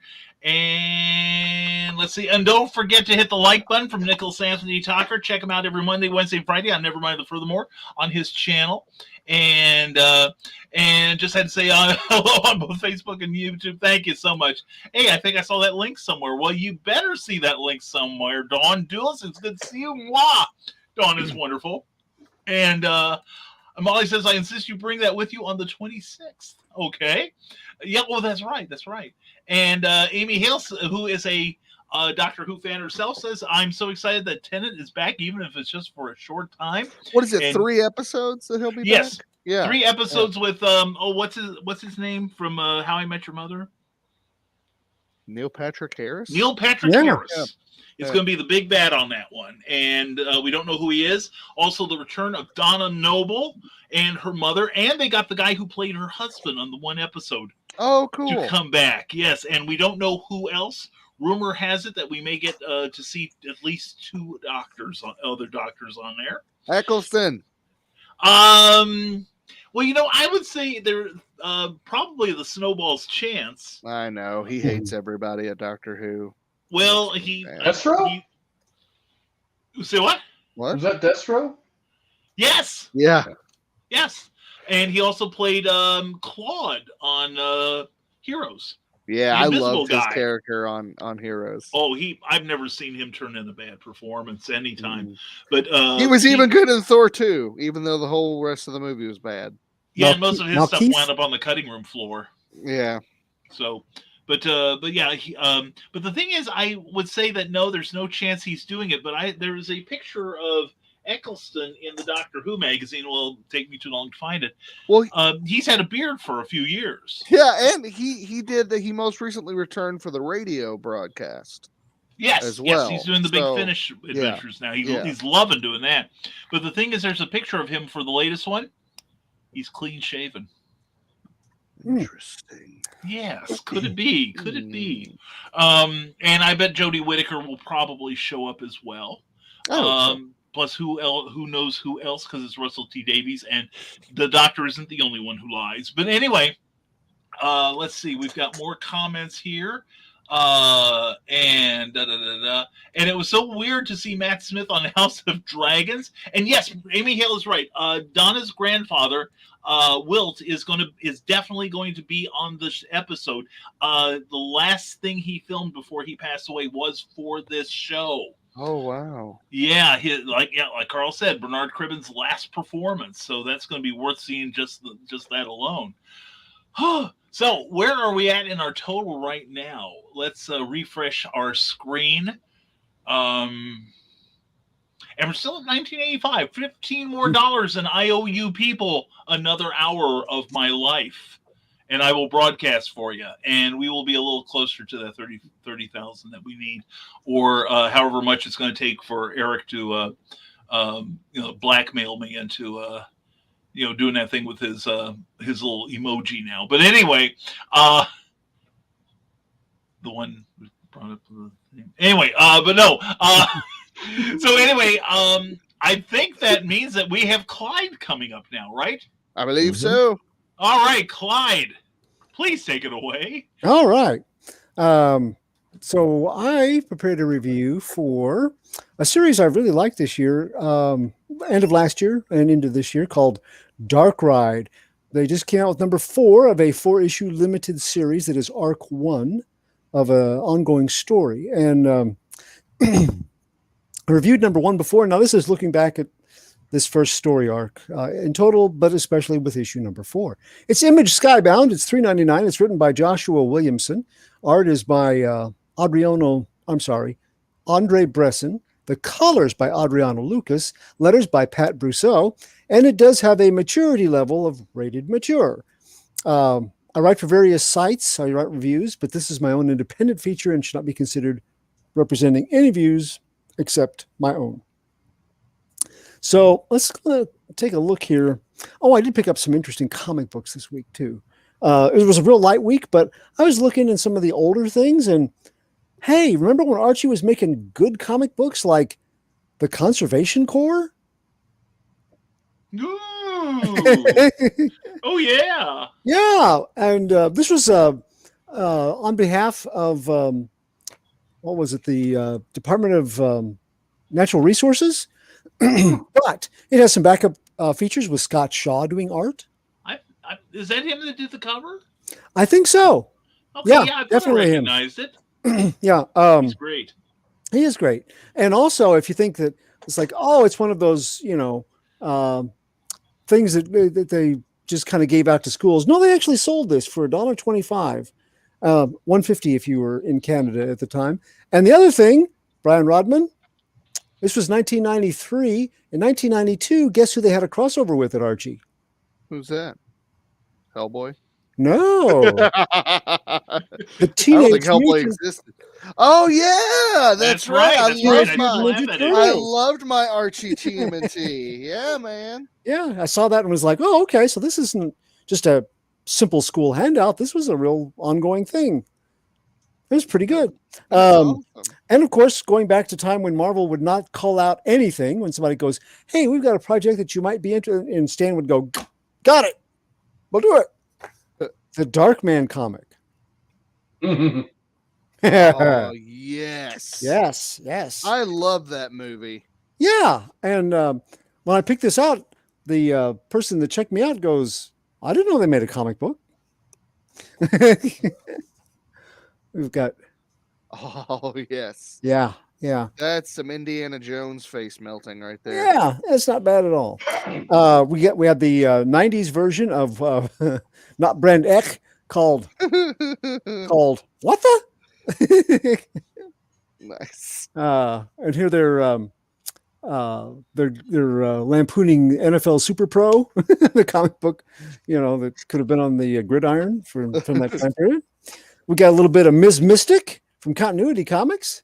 That's the Neil Adams project that lets you know why a lot of times great artists should just have great writers rather than write them their own stuff sometimes. But it's beautifully illustrated. Chuck Dixon at Eclipse with Fighters meets Sergeant Strike. That's good stuff there. Pretty nice stuff, yeah. And back when DC had talent, we had the New Talent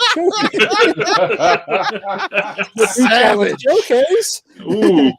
Call the hospital. The burn ward needs another patient. Clyde is just savage. Well, when I looked at that, I was like, that was a really good idea to give people a chance.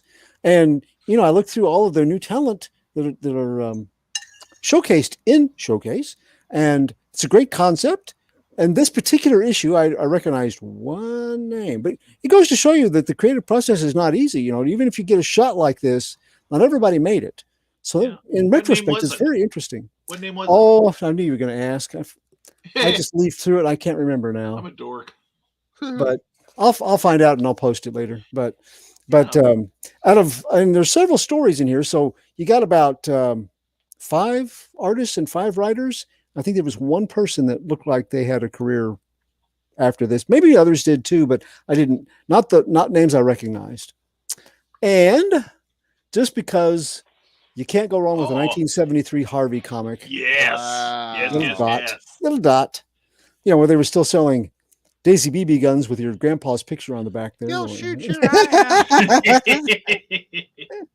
But I like some old Harvey goodness every once in a while. It even has that grandma's basement smell to it. It's wonderful. Mothballs and liquor. But and new stuff I got a complimentary copy. This is kind of interesting. Quested from Whatnot Publications.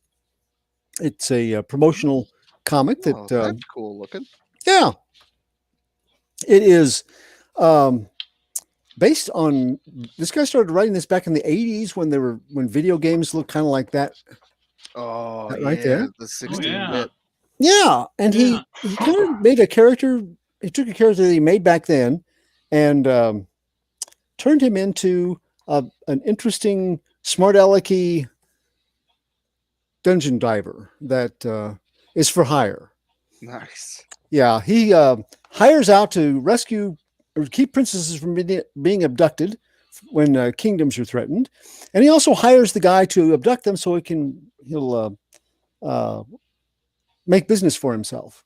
So he hires the guy to threaten to abduct them. Then he hires himself out as a bodyguard to prevent the abduction. Yeah, that's awesome. It's very clever. It's very funny. Modern problems require modern solutions. There you go.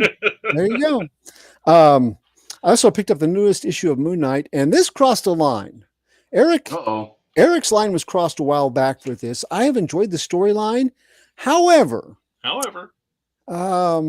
Federico Sabatini on the art, I believe that's right. Yeah. I finally couldn't tell one character from another in some of these images, and it ruined the story. I had to read it, I think, 3 times before I could follow the story because the art did not represent. And Eric, you and I have talked about this before. He's kind of bad about that. Oh yeah, very bad. So I mean, sometimes it's really good, then it's very few in between. A lot of it's very generic and very, it's hit and miss. And this is the first issue where it was 90% miss and 10% hit. We got 2 guys coming through the skylight that is actually the same guy, and they don't look the same. And it took me the 3rd read to figure out it's not 2 guys, it's 1. Well, that's sloppy. I know. I was just, he's kind of gone into his Sienkiewicz phase. Yeah. But he's not Sienkiewicz. So yeah, for those progressive shots, you gotta make it clear, or it's really confusing. There's some really clever writing in here because the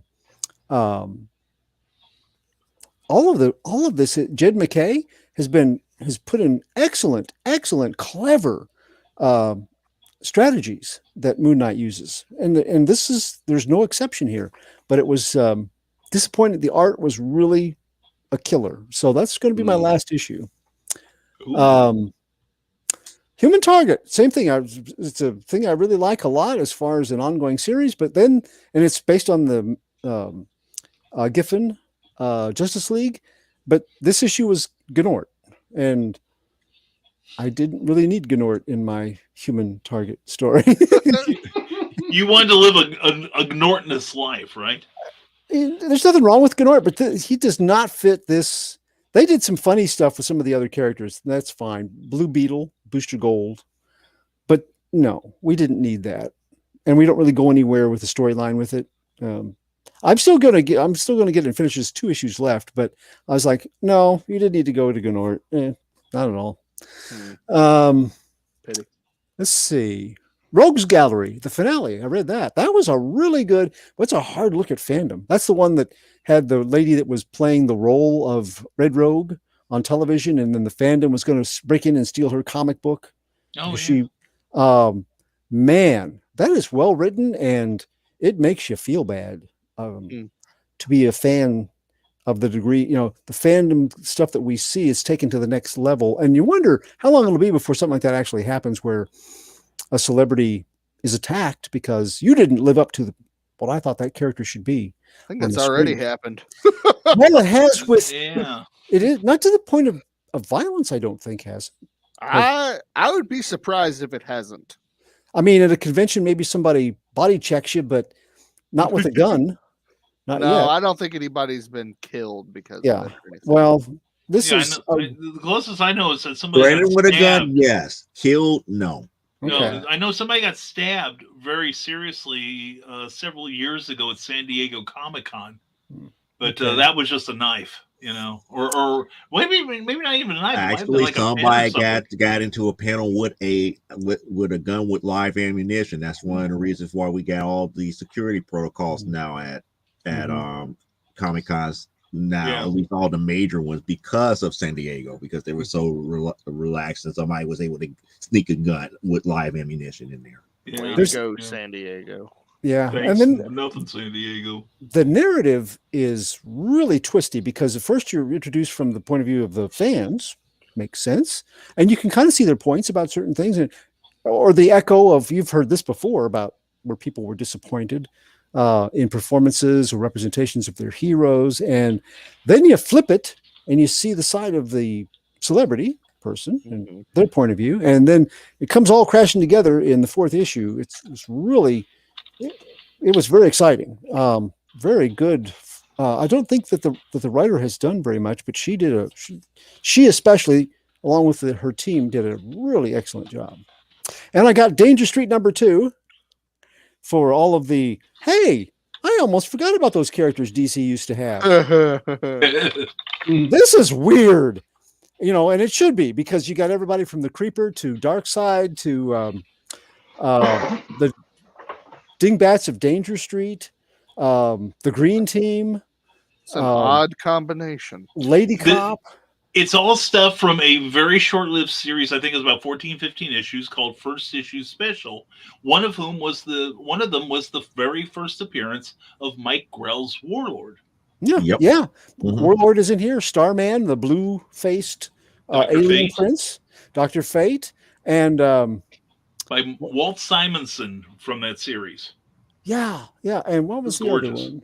There's one other character that they Atlas? pulled out. Huh? Atlas? Atlas, yes. He plays a big role in this. So it's a cosmic kind of story with real street level characters to some degree. I have no idea where this is going, but I'm probably going to be along for the whole ride because I love obscure characters, and it doesn't get Tom King. You've made me take back a lot of the things I said about you. Keep doing it. Because Clyde loved roller coasters. That's right. right. So, speaking of roller coasters, on to Dark Ride. Number 4 here. I already bought it, Clyde. Clyde's work is done. Yes, well, there's no need to review it then. I've ruined Rodman's budget for the month, so sorry, Robin. but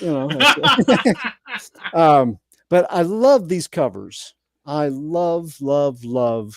I mean, all the covers are good, but I think that the combination when you get Andre Bresson and Adriano Lucas doing the colors and the art, it's just, I really love them.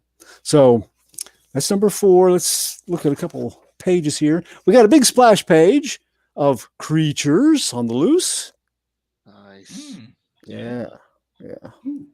And I'm not a big. I want the splash page to have an impact, but they don't do that often with this title. They maybe a single page, but a double page splash like that is very unusual. But yeah, this was the right moment for it. I thought they bided their time and they used it well. Now here's a good example of the single page splash. That's about the only splashes. The rest of them are more sequential.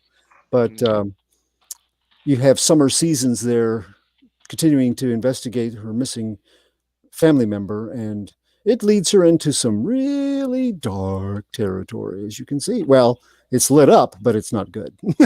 Not in a good way. So, and we see later on, we have a guy doing his podcast about mysteries of amusement parks. Here he is uncovering some new information. Theo's Amusement Park Mysteries on Facebook. And we also have a child that is a victim of some of the goings on there. I like this underlit, soft hospital room look that they adopted here. It's a nice contrast to the rest of the book. So the reason that this is good, though, I think that this takes the idea of a amusement park, but it does it better than some of the things like when they took the Banana Splits, a child's kind of fairy tale thing, and turned it into a horror story. It already has something that was supposed to have one foot in horror and one foot in amusement and scary rides.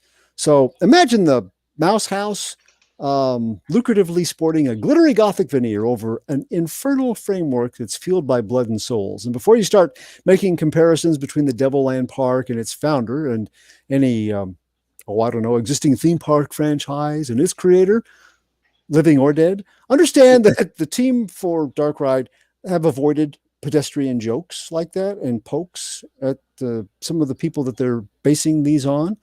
Instead, they spelunk for the jugular with every issue in this horror series. It doesn't go for the cheap shots. Steady, unpadded scripting pays off in issue 4 with revelations centered around an Elmer McCurdy level discovery at the park, one directly impacting investigative journalist Summer Seasons, and it ripples rock the park's precarious financial position, raise questions for Salwan Dante about his father's creations, and it leads the Theo's Amusement Park Mysteries YouTube show to expose pay dirt. Once again, Andre Bresson deftly entwines that mirthful with the macabre, and he makes a whimsically wicked artistic result. If you want a horror series that'll have you looking over your shoulder the next amusement park trip you take, I think Dark Ride may be your Six Flags Over Midian perdition inspiration. The good parts. I read an article over the holidays regarding bad habits that comic books need to break. It's like the industry resolutions for the new year. And the one that really struck me right between the eyes was stop creating content and start crafting good stories. I read a lot of comics last year, and can I get an amen? Amen. Hallelujah, brother. Yeah. The creative team here, especially writer Joshua Williamson, he moved the plot along deftly with storycraft right from the forefront, right from the start, and all the way through issue 4. They didn't stingily dole out some miserly little reveal as a way of seeing how many issues they could stretch the content across. And their narrative plotting, it held strong all 4 issues. This issue also gives us a great appreciation for Summer Seasons, that reporter who infiltrated Devilland in search of her missing family member. She is not on some journalistic crusade. This is personal. And she's not afraid of a spooky amusement park because she's covered wars halfway around the globe and she has seen true evils people inflict on their fellow human beings, which makes her reaction when Devilland grants her a behind-the-scenes peek deliciously effective. Strong design elements for this amusement park, the attractions, the rides, and the merch, that's provided by Andre Bresson, and the importance of his ability in doing this can't be emphasized enough for this kind of material. If the dark, or if the cast members don't look like part of a cohesive and dedicated network and a workforce, if the characters and rides don't reflect attractive product push for a popular franchise, the whole theme of this series falls apart. And Bresnan never wavers in serving this purpose with those depictions. He doesn't fail when it's time for rendering those same cast members into something more like Cast into the Lake of Fire members either. So he just brings it on both fronts. Each issue has variant covers, but his Bresnan's and the colorist Lucas are my favorite collaborations for the variants. The bad. Okay. The first confirms what's been inferred since issue number 1. So the first arc, it doesn't hold a lot of surprises. If you're waiting for a zero-G plot twist, define the combined laws of physics and OSHA standards, you could be mildly disappointed. But one slow burn switch regarding the right of ascension to the Devilland throne helps issue number 4 stick the landing, and it gives us intrigue for the next arc. Less ideal is the necessary suspension of disbelief regarding how Andre Dante's progeny have grown to adulthood with so little understanding of the park's dark underbelly. Well, half of the progeny at any rate. And the takeaway. Unlike many titles right now that ham and they haw and they fade to black for pages at a time, or splash page to have a huge touting of the credits like Joe was talking about, or they stretch already filmy content like Carnival taffy machines, every issue of Dark Ride's first story arc lives up to the title. They take you on a ride. It's an unsettling territory that they take you through. And it's a territory that costs the characters. It's an examination of the price that people are willing to pay for fame, or the cost that they'll inflict on others to achieve and maintain it. And the ride is not the kind of kiddie merry-go-round kind. It's a fast one. It's the one that you must be taller than me requirements are enforced. And the flywheel launch catapults are activated for issues filled with more content, less air, and for a story that hits its stride early before ending on a satisfying premiere conclusion. This one hits all the right notes. So I give Dark Ride a Coaster Force score on the 4th issue of 8.5 out of 10. Wow, that's excellent. It's not bad. I mean, there were a couple of little things, but overall, it was an excellent end to the arc, and I've loved every issue. So that's great. That's great. Well, thank you, Clyde. Thank you very much. Now I'm poor. Clyde, did Junkyard Joe 3 come out before our break or during our break? I think during. I think during. Yeah, let me check. I didn't get it till this week, so. I'm sorry? I didn't get it till this week, and I read it a little while. I've had it for a couple of weeks now. So yeah, Eric, it came out on the 21st of December. Yep. I just checked leagueofcomicgeeks.com. So I cheated. Yeah, they should sponsor us. They should. Yeah, they should. Somebody should approach them and say we'll even have an episode about Short comics. Box should. CGC should. Tomorrow's should. Yeah. I gotta, Aftershock. Oh no! Wait, never mind. well, maybe not. And I think I blew any chance for DC after Checkmate. So anyway, well, Amy Hales has got to run. Everyone, Payne's getting to the point where it's time for the heavy miss. Thank you all again for the love and support. I adore you all. Insert Eric's butt here. Yes, Amy, we love you, hon. We do love you. have fun with those heavy meds. That's right, my God. And don't scrimp on the NyQuil. Anyway, let's see. And Dawn Dulles is here. Hey, can I plug Michaela? No, I saw her first. Anyway, the thing tomorrow will help Amy as well. Tee-hee. I don't stop. And I almost forgot to well, Grant, I'm glad you did remember. If you are enjoying any part of this show or plan to in the immediate future, it could take a while. Be sure to like this on Facebook and be sure to give it a thumbs up on YouTube. And please subscribe, if you would please, because all of that helps us with the algorithms and with us now working to get Amy Hale up to that $35,000 GoFundMe goal. We are going to need every little bit of leverage that the computer gods can give us. Molly Daniel says, shivers off topic rather. I really wish I had a fenced-in yard and a doggy door. It's cold out there. Darn dogs, can't they use the cat's litter box when the temps hit below 30? And Dawn says, well, that's one reason I like having cats, and Molly does too, and she's off her soapbox, and she loved Little Dot. All right. And when you can't tell the characters apart, that's bad. It's like, why are you buying the book, right? Yeah. And Donna says stylish is one thing, but when it becomes when you have to look and try to figure out which character you're in a cast that is not that similar. We have Harvest Moon and Moon Knight, but even they should look different. It's just It is. Well, and stabbed seriously, asked Donna Carlene, as opposed to stabbed lightly. Stabbed humorously. That's exactly right. And the Ataco Cookie Jar says, I am new here. What's this all about?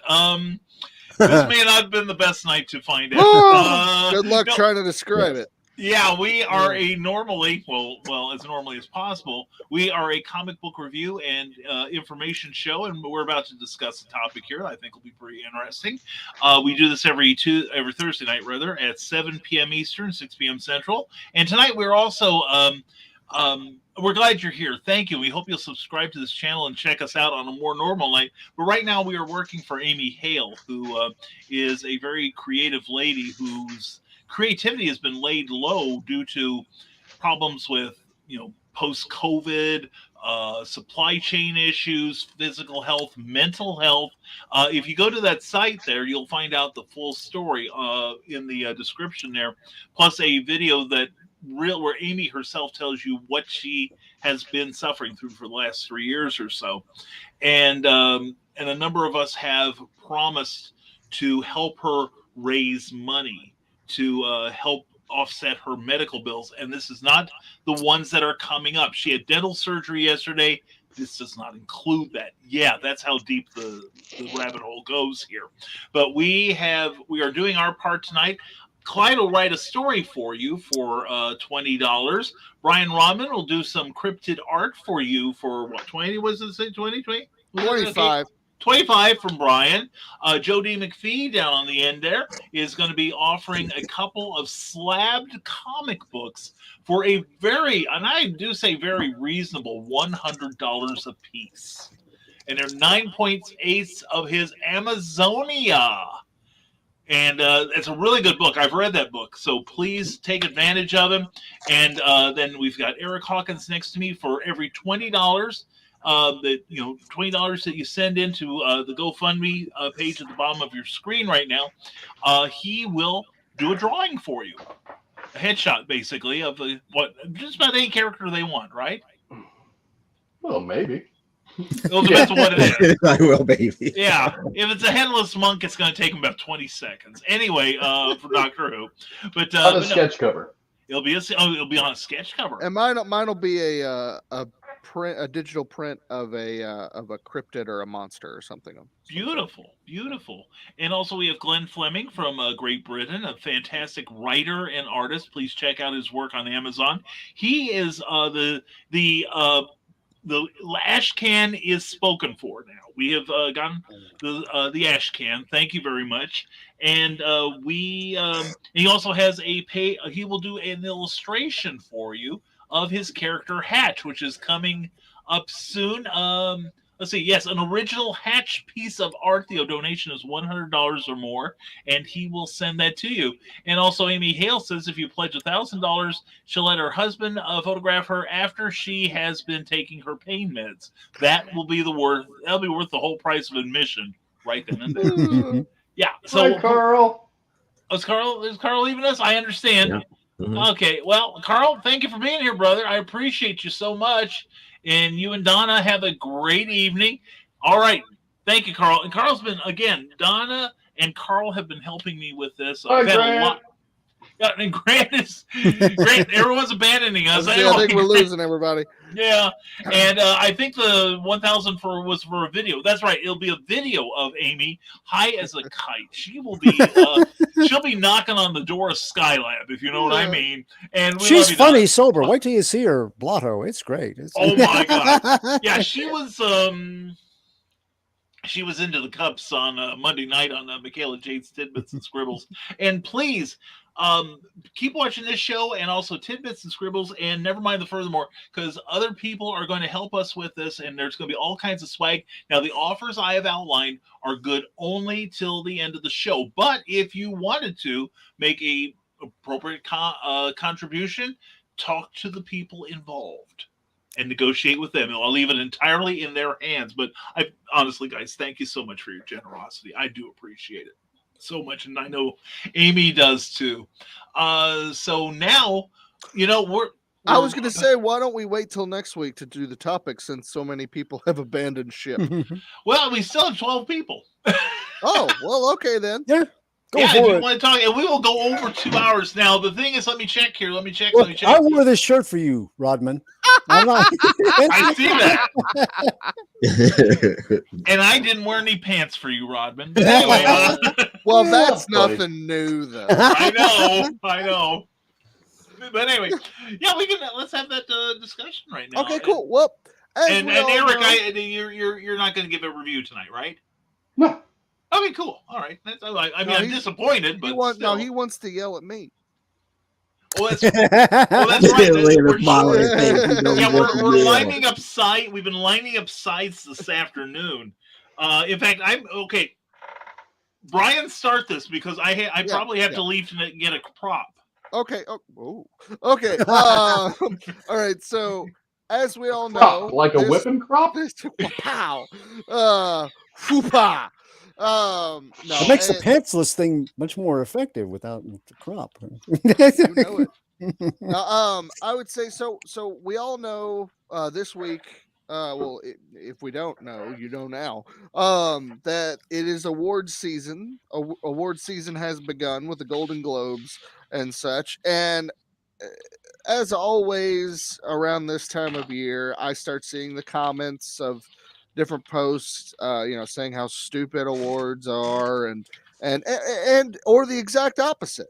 People defending awards, award shows, all over the spectrum, if you will, and that got me thinking. What I think about awards. And I wanted to ask you guys and everybody in the comments section as well, where you stood on just awards. We'll start it off with just awards in general. So I would like to just kind of go around and hear everybody's thoughts about, first of all, what do you guys think about just awards in general in the creative industry? So, Brian, you want to start us off since you're back? I'd be glad to. Well, it's kind of an interesting thing about awards. And I want to speak first as a fan and then as a creator. As a fan, I tend to pay a little, moderate attention to it. And I'm glad to see people get recognized for their contributions to whatever creative industry they're involved in. But I have to wonder, does this make them want to do their job better? Like in my case, full disclosure, we know what's coming. Prop. And we've got a ring light there, so it's a little tough to see. But I won an award last year at the Windy City Pulp and Paper for a short story I had written, which I just coincidentally happen to have right here. Hashtag always promote. Check it out. Snow Shorts #2, available on Amazon from Ben Books and BobbyNash.com. But anyway, I went into Windy City. I have one award. I have one award, and it's a kind of gag award for the first stage play I ever wrote, where I did not murder the director for screwing up part of the performance. The thing is, I have to say that in my case, I won the award, and one, it messed with my head pretty badly because up till then I'd been like, screw awards. That's if I want an award, I'll get an extra paycheck from Amazon. But after I won that thing, once my head settled down, I thought, one, I want a lot more of these. I crave them like heroin now. And in my case, I said, if I'm going to get that though, I need to get better at my game. I need to be more in command of my abilities to create prose, to create words that entertain people. And for the last year, I've been working on things to help me become a better writer. And we'll find out in May whether I'm right or not, because if I get another award. But no, in all seriousness, I don't write for the awards. I don't say, well, I know this book is going to make an award, or I'm not going to work on this one thing because it's not going to win me any awards. My goal is always as filthy lucre and bringing my wife home from her job. But I have to say that the awards, this award in particular, because it's really my first in recognition, positive recognition of something I've done. And I did it fairly well, apparently. Yes, I'm trying to improve what I do. I'm not going to coast anymore. But by the same token, it's not the end all be all of what I do. The one thing it does do is some people are impressed enough with somebody winning an award that you're going to get sick of hearing about it when I release The Terrors. Because I'm going to remind y'all that I won a damn award. And, I've got several other descriptions that I'm going to be driving into the ground. But I think it impresses the public more than it impresses me. Having won one. So I know that's a pretty convoluted answer, but that's kind of where my head is at in this. I just wonder if it makes creators want to stay worthy of the award, or whether they're saying, I've really got to improve my game if I want another one of these. Yeah. And I'm sure a lot of people, it's not their total motivation to get one, but that's just where I'm at because I'm needy. What about you, Eric? Well, first I'll say I didn't even know the Golden Globes happened until you posted something about it. I didn't either. I was like, what? Really? Already? I guess awards can be good for promotions and stuff like that. I see, setting Hollywood aside. For independent creators, writers and stuff like that. I mean, it could be good to help them out. If the award's advertised, so people know what the award is. Right. I mean, I won this, but no one's ever heard of it. Okay. It's right. Yeah. But and it can be an ego boost to help you create more, or it shouldn't hinder you. I mean, definitely. You've won an award, keep moving on. Strive for more. But I mean, if it really doesn't mean anything, like no one knows about it, there's just no recognition for it. I mean, what's the point even of having them? You want to bask in the glory somewhat, like Brian did for 6 months. You do want that, people to see that, and then that builds your ego, which everybody needs a little bit of ego. To have some confidence, you have to have a little bit. I don't think they're a bad thing, unless Hollywood aside. But I wish there was more geared towards independent comic creators, though. Yeah. Well, okay. So change gears just a bit. You keep saying Hollywood aside. Well done. What do you think about Hollywood awards then? It's a giant circle jerk. Yeah. So what's the he- difference between that and any award ceremony? They're In your not opinion? broadcast across Yeah. the whole country, whole world. Which I mean, sure. I mean, their ratings have dropped since 2014, cut in half. Oh, for yeah. both shows. Yeah. Yeah. And I mean, those people are just on there to tell people what they want everybody else to think. I mean, Ricky Gervais when he did the Golden Globes 2 years ago. Yeah, 2 years ago. Perfect. His Yeah. monologue on that was perfect. You people don't know the real world. You don't know anything about it. Mhm. And Hollywood doesn't. I mean, they are so distant from what real people do in real life. Yeah. They don't have a clue. I mean, yeah, I'm surprised Tim Robbins came out a couple of weeks ago saying how wrong he was on some of his opinions. Yeah. And I was like, wow, Jim Robbins, because he's Yeah. way out there sometimes. But I think it's the hot. Now for short round winning an award, that was great because he really hasn't done anything in years. And Michelle Yeoh as well. This is the first time she's ever done that. I actually thought short round was dead. Yeah. I guess he's gone. I think I've seen something where he'd done. He'd left Hollywood and was doing some menial job, which most of us do anyway. So he fits more in a regular category, who just kind of snuck back in. But he's not been corrupted as much yet. Yeah, and I see. For me, like, I agree with you. I do because I go back and forth, and I posted about this on Facebook the other day. Because I agree with the highlighting of the pretentiousness, right? So, like, a lot of it is like you get the red carpet and you get the, where everybody dresses up super nice, which is fun. That's fine. But it's all about it kind of oozes elitism. And it's a bunch of people want to act like they're not elitists. Yes. When they are. Yes, exactly. They want everybody to feel like they are not. Yeah. I mean, they want to talk about what people make when they don't make enough money.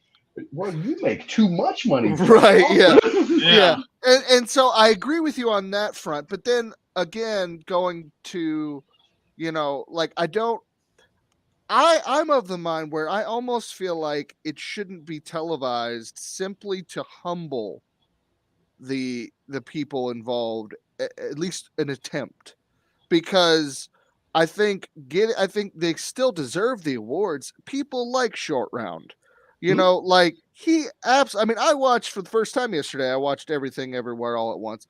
It was arguably the best movie of 2022. And better than Top Gun? Hold on. You get to see Tom Cruise running through the woods. Again. Yeah, right. Well, I mean, okay, aside from the fact that they stole the whole ending from Star Wars. No. But Short Round and other people like him that they still need to be recognized. People, and you know what? Hey, people that like Leonardo DiCaprio, or people who the big stars that they don't live in the real world and haven't for decades, but they still do amazing work. Mm-hmm. And I do think they should still be recognized for that. So I think the awards themselves are still good in that situation, but I think it being so televised and it being such a, and I almost kind of feel, I don't know, it's different with, like sports because you're competing, it's not the same thing per se. But maybe you get them out there on the stage to wrestle for the Oscar. Whoever comes out on top. But no, like, so anyway, yeah, I agree with you on that front, but I still think that, awards in general are a good thing. I think it helps people. I think it as long as you aren't playing into the elitist mentality with the awards, like, oh, I have an award now, so I'm better than you, and I like that crap. That's ridiculous. No, no, he's right. He's right. No, That's but, good to see. It's you know, good to see. yeah, Smaller unknown people win an Oscar or something like yes, that. yes. Like short round. I mean, we all know who he is. Yeah, yeah, But yeah. unknown directors never really direct anything. He's Yeah. I mean, when you see them emotional, but some of them, I mean, they are actors. So the actors that get emotional, are they acting? Oh well, I don't care about you have that. to ask. Yeah. Yeah, I mean, either way, I think awards in general, across the board in the creative industry, are a good thing. I think that it recognizes talent, it recognizes, a job well done, and it can really, I mean, my goodness, it can really help bolster a career as well. And Joe, you seem to have many thoughts. Mm-hmm. I'm going to get a sandwich. See you guys. So what are you thinking there, buddy? I'm thinking that I'm more of a contrarian. I disagree with what most of what has been said. As a So whole, what do you it's think? like what I'm thinking here is this: is the award is only as good as how the individual who wins it and the people who gives out the award values it. Because when you truly think about it, and once you brought up sports, the very first thing that I looked at when you brought up sports, and I looked at college football, because we do not truly crown a true national champion. You're right, we don't. That's Those right. bowls are ridiculous. We don't. It's like all these college teams do not play each other by the end of the year to truly determine which one is the best team. A lot of these awards exclude all possible people that could have been the best for that year. Academy Awards, Golden Globe, even the Eisners. The Eisners does not take a look at every last comic that came out that year. They only take a look at the quote unquote what they think deemed valuable or worthwhile. Right. Because again, there's a lot of independent books that have outsold a lot of the stuff that you could get through a distributor, but yet at the same time, they may not reach that criteria or reach that, if I could say, a judging criteria by a select panel who governs what they feel is the best representative of that industry. You never get to the best of a true, this is the truly best person who did something of this criteria, the best out of everybody else that could have done something this year. You get a small little pocket of representation based upon somebody's idea of what is best. And to add to what you're saying, it also depends on how the like for the Oscars and even the Golden Globes, right? And I think the Eisners are like the way you described is similar. You have to really kind of lobby for yourself. And you really have to, you have to take out ads and you have to go through a whole process just to even be considered nominated. And so, I think I agree with you, Joe, on how awards are ran. So I think that awards, the spirit of giving an award is a good thing, but how we do it really matters. And I think put it in its proper perspective. That's my thing. Cause to me, I look at it as like, if you give an award out for like let's say best book, and you put like a $2,000 price out, that's $2,000 for the best entry that came into you. Right. However, when you think about Academy Awards, when you think about the Eisners, they're not looking at all possibilities. Right. No. They're just looking Why? at Because what they see. their set governing body is automatically excludes them, and that's where the problem lies at. So the award that gave away the $2,000 grand prize, that should be looked up and be valued, but it's not as valued because one, it's not as prestigious. Or it doesn't come off as prestigious because it's not held in the same regards. I mean, one of my goals is truly is to win an Eisner, but I also know that the likelihood of that happening it's few and far between, because why? There's a lot of things that have to go right. I have to make it into that realm where the stuff that I'm working on makes it to those eyes that governs those awards.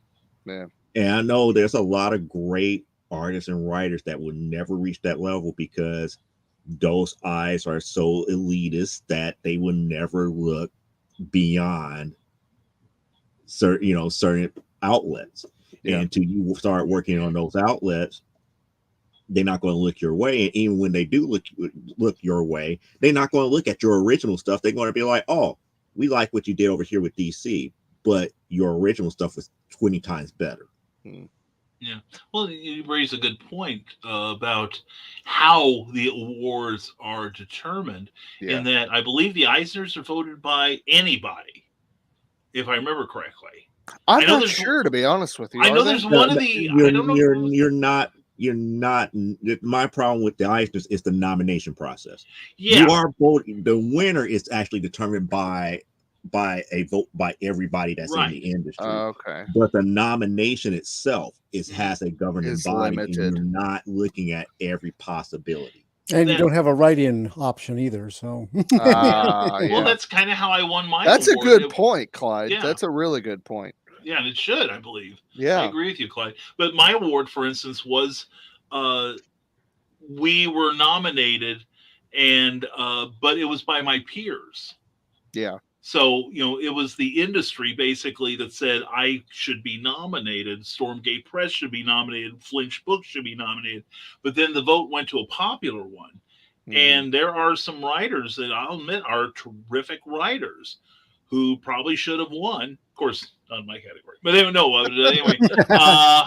but it all so humble. I know, I'm proud of it too. But anyway, no, there were some fantastic writers in my category. But the fact is that a lot of people don't know how to promote themselves, whereas I can get out the votes like a Chicago alderman, and all mine are alive. But but Stormgate Press has a very loyal following. Yeah, and so they swept the awards. I got the other one again because I went out and told people I am nominated. Please buy the book, and then decide if I'm worth voting on. Brian, did you have to nominate yourself, or did somebody approach you? Somebody they have a committee who basically tabulates the votes and keeps everything straight. Mm-hmm. And other people nominated me, which is why I was so surprised when it happened that I got nominated for an award. Whereas in the same token, I sent in names that I felt were worthy of nomination. But then from there, it went to a popular vote. So. Okay. And like that, I think, obviously, like the award that you won isn't as the community, the amount of people that are involved aren't as broad as, like, say, the Bram Stoker Awards or the Eisner. Oh no, and the that's Edgar Awards, no. Right, and so, but in that pocket, you won. I'm a big deal in that pocket, in that niche, yeah. But see, I think, and that's where I would, kind of go back to you, Joe, and say, that I think that award, as long as an award you can be self-aware that even in the ceremony that it's just the people involved with this award, that's what we're talking, that we're voting. Just us, are saying that this is the best or whatever, and as long as because like an Eisner can say, well, this was the best comic of the entire year, and was it really? Because you left out so many people, you know what I mean? And so like the Eisners, and the Oscars for that matter, they just ignore so many. The Oscars did not start out like that. No, they didn't. That's the thing. Yeah, that's the thing. The Eisners did not start out like that. It became very, very politically driven. Yep. For sure. Clyde, you've been pretty quiet over there. What are you thinking about what your just opinion on awards in general? Well, you haven't called on me, so I was. Well, I'm calling on you now. I'm calling on you now, my. You see this shirt now? When I years ago, 30 years ago or so, I joined up with the Writer's Digest course, and they sent out. I was teamed with a writer who helped me kind of refine my craft, and I decided I wasn't going to try to get published, but it was a really good course. But they sent out all these shirts when you subscribe, and it says, future Pulitzer Prize winner. And I remember that I did like the 360-degree eye roll because I'm like, no, Yeah. I want to make a little money. I want to see if I can get published. I'm interested. I don't have any kind of grandiose idea that I'm going to be a Pulitzer Prize winner, but it's nice. It's a nice sentiment. Okay. You have said that you thought it was a good thing to inspire people, and that's fine. But just like Brian, he's worked at this a long time. I happen to luck into being part of the Stormgate Press Pulp Reality team. My first thing that I published there won awards as a team for the publication. And that was a nice boost to ego, but I never believed that it was because of anything that I put in there. I was fortunate in my timing and everybody else's experience. And what I had to do then was to make sure that I didn't kneecap them from being able to get an award from there on, to try to do the best I can to live up to that reputation.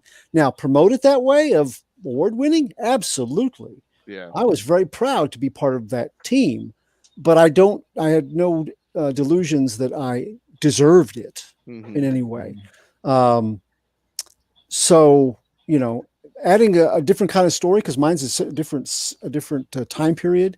I thought maybe they gave it some variety. Maybe that boosted it a little bit, but as far as craftsmanship, I've got to progress and do my best. So yeah, inspiring, absolutely, to try to do better, to live up to the reputation that other people have. Charles Milhouse, his confidence in me and the other authors, and to not let them down.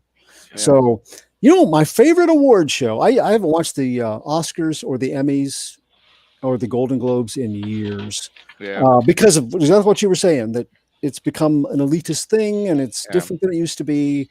And although I did watch one clip of the Oscars over and over and over. Was it the Will Smith slap? Yeah. I think we all saw that one. But it was exactly the opposite of what I used to watch them for. Yeah. Used to, you could see some great entertainment, and you could it was satisfying to look at all of the different movies. Especially, I used to try to watch all the movies so that I could be well informed. I don't anymore. I don't care, because it's a big popularity contest. And my favorite award show ever, and I haven't watched it in years either. It may still be good. Favorite moment of an award show: Andy Serkis getting the MTV award for Golem. Yes. I still watch it sometimes. It's so funny. Yeah, it is really good. I mean, if you can not take it so seriously, and you can celebrate the art form and the people. I really like that feel. The more casual feel. That show, the People's Choice Awards, things like that, they're ran differently. The how you win the award is different. And the Eisners, I do track them because, one, I like to see if there's anything that I liked in the year that qualified, to see if I'm anywhere in the ballpark or if I'm completely out of my mind. Yeah. And I want to stop you right there, because see, even there, you're now putting what you should like in the same ballpark as what the Eisners say you should like. But I see a lot of things that I didn't like that I read and was like, no, I didn't deserve it. So it's just as long as I see something, the Eisner goes to Rip. But if I see something in there, it's like, well, other people saw some value in it too. So I'm not completely, off my rocker. But the Eisners, though, get into the same loop that Oscars and everybody else does because of the lobbying and the campaigning. You get, there are people that are nominated for 4 or 5 and sometimes win 4 or 5 in a row for something they did 4 years ago. Yeah. Their name is out there. I know how people vote. They'll be like, I don't know these other people, but that guy I know, or that girl I know. And so they run for stuff that I'm like, no.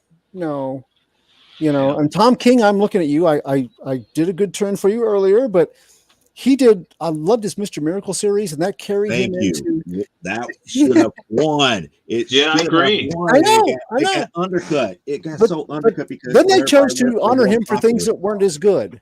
Yeah. You know, I mean, it just kind of Just like the Oscars.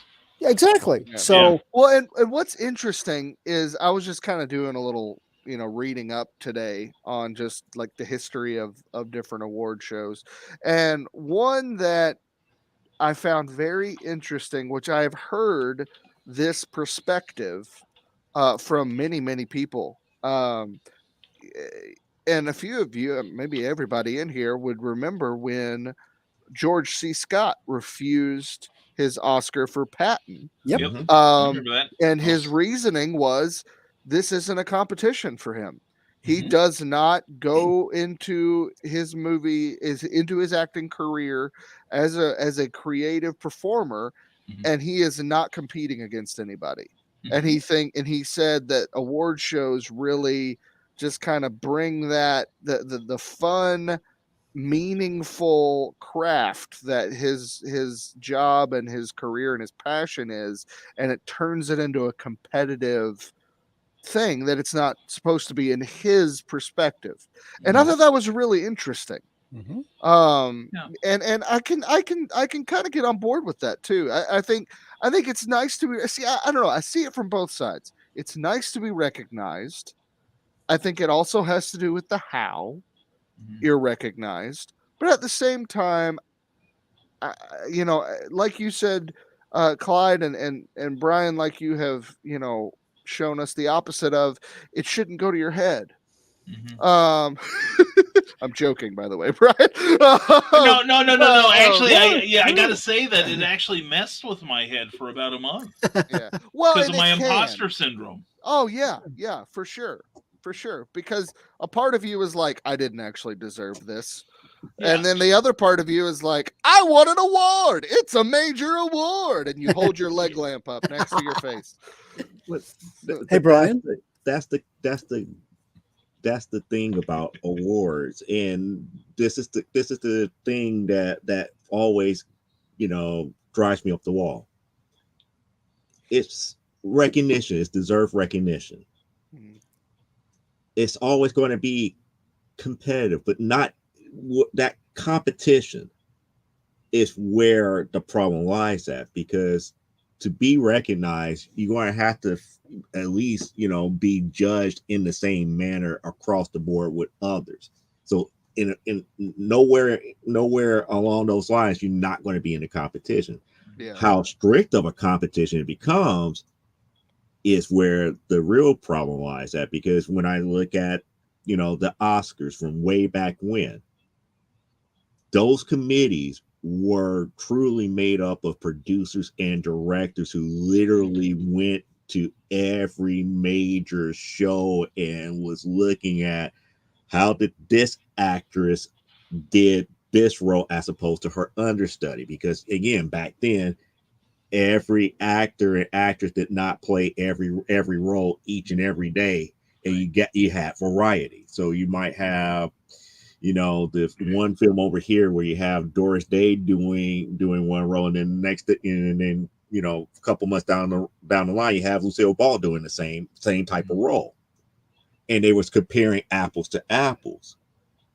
Nowadays it's just too much of, okay, what sold the most, how did the general public take it, is it a well-known name, are they a household name and everything, because again, with movies, with music, you're not getting to who did the best as far as what was innovative, or who brought something new to the table, or who had the most interesting music, or whose music really was enjoyed that much. Everybody going based upon, let's look at the number of sales, how many tickets were sold, what was popular that's out there, they're looking at all these other categories as opposed to who brought their A game. Yeah, and then you have anomalies like Daniel Day-Lewis, who will just like go in a hole for 10 years, come out and do something amazing and win all the awards, and then go back in his hole for another 10 years and just repeat that. for the rest of his career. If only we could all be that good, right? To be able to do that. No kidding. You know, Jeez. But now, as far as the Eisners, there's another award that comes from San Diego Comic-Con that I find to be much more overall valuable to the medium and the art form of comic books, and that is the Bill Finger Award. Yeah, that's the new award. Yeah, and that, as far as I know, that is not lobbied for, and I mean, they have to make a selection of who they're going to honor, but I don't think that there's quite the, for one thing, the way they traditionally did it, it was to honor 2 writers, and one living and one deceased. So there's not a lot of people in the deceased category that's vying for the honor of having this. Right, yeah. But for those who don't know, it was established in, I think, 2005 to recognize writers for a body of work that has not received its rightful reward and or recognition. That's Jerry Robinson was the guy that founded it, because Bill Finger was a guy that made a lot. He made Batman, who Batman is. Yeah. And that wasn't his only character. He did the Not at original all. Green Lantern, Tomahawk, Wildcat. Worked for other Wildcat, the All-Star Squadron. Yes, Wildcat, of course. Yes, but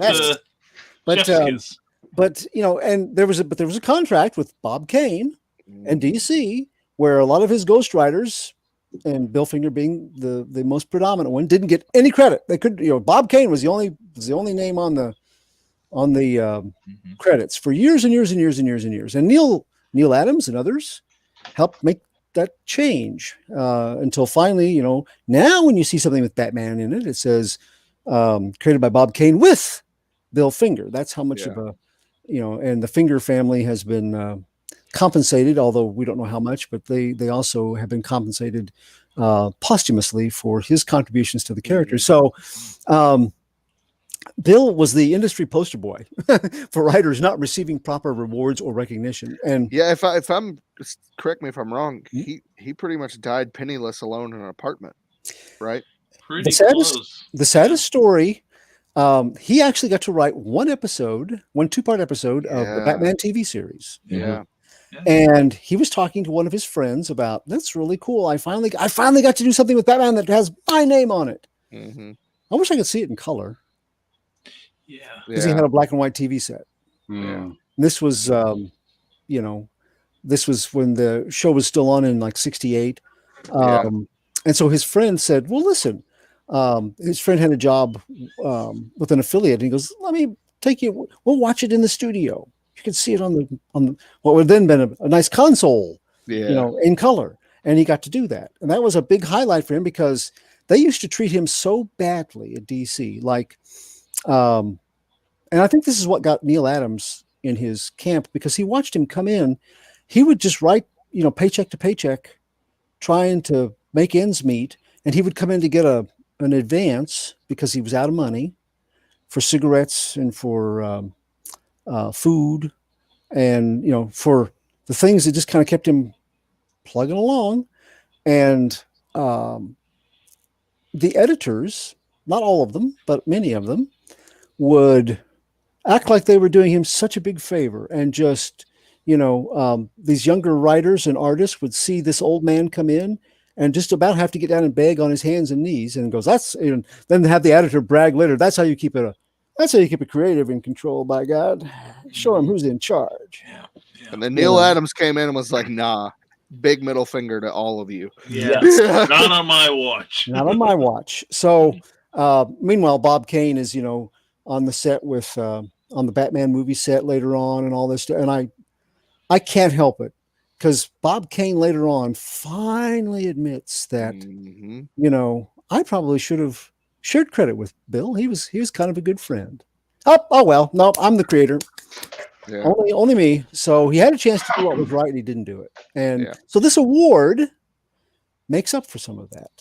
And it has not only honored, Bill Finger was kind of who they had in mind in starting it, but Mark Evanier is the chairman of that council, and they select, and over the last COVID years, they've made it like 6 creators who've passed away, because I've had a lot of folks that have died. Right. But you've had people honored like, and their names we recognize, and they were in comics. They dedicated their life to it, and they helped craft the industry, and yet they never really won awards very much. People like Otto Binder and Bill Mantlo, Archie Goodwin, Larry Lieber, Don McGregor, Mike Friedrich, Steve Skeets, and just a whole bunch of folks that you recognize their names, but they never really qualified for very much. But they inspired other people. They taught up and comers. They came in and did their job, and they crafted beautiful stuff that made a lot of money for a company, and yet they kind of fell between the cracks. So I really like the Bill Finger Award, and if you're going to have an award, I think that's one of the kinds that's really a positive influence, and it brings a whole generations of people, their attention back to another creator that they can go back and experience, rather than letting all their work just die out because they didn't win awards. Well, I honestly, I think that's a good place to end the topic this week, Brian. I agree. What do you think? I agree. That was interesting, guys. I think we ought to do something like this every week. Yeah, I liked it too. A lot of fun. Cool. Well great, done. great opinions all around too. Really. Yeah, well done, Brian. Seriously, well done. Yeah. I mean, it was great. That was a good topic. It's like I used to host my own show or something. Go on with your damn self. Next, you're going to be saying I was a journalist. But anyway, we do have some more comments in our waning hours here. Molly Daniel says, awards can give you credibility, but at the same time, it depends on who is handing them out. Exactly. Yep. Exactly. Absolutely. And these days, participation awards are popular, but I would want to earn it, not just be handed one. Yeah. I would love just once to see the Oscars give participation trophy. There you go. There you go. And the Otaku Cookie Jar says, having what you do move people seems more rewarding than an actual reward. I agree. Having someone tell me what I wrote made them cry would be more rewarding than a trophy. I'm totally with you there. I would rather have, granted, like when I went up to the show, the thing last May, excuse me, in Lombard, Illinois, it's like I had people who can write rings about me, around me, give me compliments, and like I said, that messed with my head for about a month. And when I can draw rings around you. Well, that's true, and a chalk outline too. But anyway, it's like, and that messes with your head a little too, especially when you're dealing with imposter syndrome, which is probably why I work so hard now. But you know what? At the same time, though, and I actually, I agree. Like I said, I agree with what Otaku Cookie Jar. That's a great name. This one. I agree with what they're too. saying. Me too, but at the same time, Brian, how special was it for people to come together and say, you know what? Hey, we read this story. We love your work. Yeah, you've earned this. Yeah, and you did. You put the hard work in, and you earned it. And the story was great, and all your other stories are great, and you deserved it. You really did. Yeah. And so that's still a special thing. And I don't want any of the negative, the very real negative parts of awards to take anything away from that. Oh, no. And I recognize that, like I said, I was nominated by my peers. Yeah. Because I remember I was talking with Charles Millhouse of Stormgate Press, and I said, I said in my ballot, it'd be nice if I got nominated, but there's this, snowball's chance in hell of that. And he started laughing. He said, no, I'm pretty sure you're going to get in.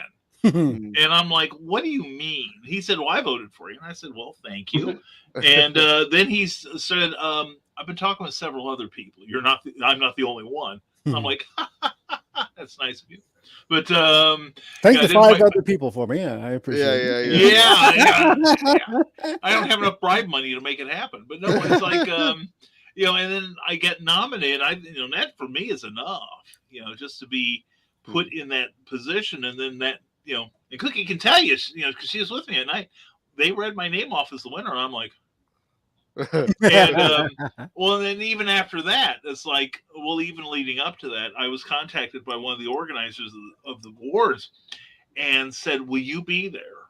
And I'm like, yeah, I'll be there Sunday. He goes, no, will you be there the night of the awards? And I'm thinking, aha, Stormgate Press is going to take them all. He wants me to bring them home for Mr. Millhouse. And little did I know. And then I found, people were coming up to me during the show. I voted for you, Brian. And I'm like, you're so much better. Why'd you vote for me? Good God. So I was like, and so it was my, my imposter syndrome was kicking in. I recognized I had done something well enough. And in my case, it makes me want to do better, and if it makes somebody, like if somebody wins a Grammy and says, I gotta, I won it for my guitar work, but I'm going to learn how to finger pick for the next one, or I'm going to figure out how to do tapping, I'm going to do what I do better. And I don't know that works with everybody. And I don't, it doesn't. Yeah. No. And I don't go after the awards, for all my kidding. I mean, it'd be nice, but, there are plenty of people who need awards that don't get them. My car mechanic does a great job. But nobody's going to give him a special award for what he does to Calgon. So, if only. Now Molly Daniels has something here that she's actually, and I know this is true, she has actually lost to Neil Gaiman twice. Yeah. Not a bad loss. Yeah, really. Yeah. Yeah. It's like if I I'd like to be in the category of Neil Gaiman one of these days. Right. I'll be that thing till the day I die. And I'll watch it when it stars for TNG. And Paul Bush said goodnight to us and amen Rodman. And you like me. You really like me. And the Otaku Cookie Jar, we're so glad you're here. The smack heard around the world referring to Will Smith. Oh, yes. Yeah, what was it? I was reading, I think it was this morning or yesterday, that Eddie Murphy, I think was... I watched that speech. It was so funny. Yeah. About how you... make sure you keep Will Smith's wife name out your mouth. That's right. I love mind your own business. Mind your own business, pay your taxes, and keep Will Smith's wife's name out of your mouth. That's right. And Molly agrees with Cookie Jar. I can't watch any award show because we don't have the big three local channels, and the only award show I used to watch were the Game Awards, and even that's trashy now. Molly misses the Grammys, exactly. Clyde, Adele was up for an award, but I'd never heard of her. She didn't win that year, but the next year I was cheering her on. And Susan Lucci, I was trying to remember her name while I was talking earlier, went years without winning an Emmy for her role as Erica Kane on All My Children, nominated something. Yeah, she's right, something like 2 No, she won. Yeah, before she won. I'm about to say before she won. Yes, she finally did win. But it took her that long. I think it was 20-something years, 22 years before she actually won. She was amazing. I remember when she won because I knew who she was because I watched the stories with my grandmother. So I knew exactly who she was, and I knew exactly when she won because my grandma was very happy. Yeah, she was turning into like the Wendell Wilkie of soap opera nominees. She was going to win the Lifetime Achievement Award before she actually won the big one. I don't know if it's if you guys have had this, or Brian, if you have, but the other thing too is the award shows, the way they're done, has made people, I think, more questioning or dismissive of awards. Because the first thing that happened when I told my writing group, hey, the Pulp Reality #1 that I had a story in, it won an award. And they were like, really? Well, who all was involved in it? How many people? Was it a big field, or were you guys the only ones? Yeah. And I was like, well, I started naming off the people I knew. Did you create the award that you won? Yeah. Did you draw the cover?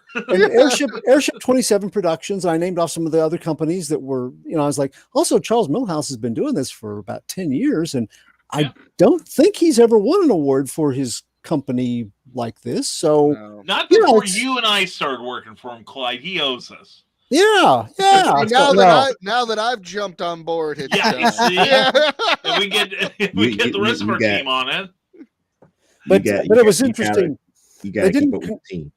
That's right. They didn't congratulate it. They didn't congratulate me right away. They wanted to know if it was valid and warranted to have it. You know. Yeah, you give yourself an award. Yeah, I participated award. Yeah. I remember when that happened. Because I was part of the writing team on that issue too. Mm-hmm.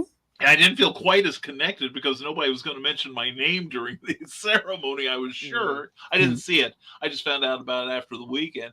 But it's like I tell people, and people outside the industry are like, "Oh, very cool. Let me buy a copy."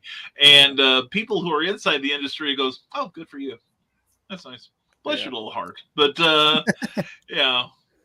But yeah, it's and I was in a vigorous discussion with some pros who were definitely feeling the sour grape after program belches sort of thing. That well, why didn't they nominate me?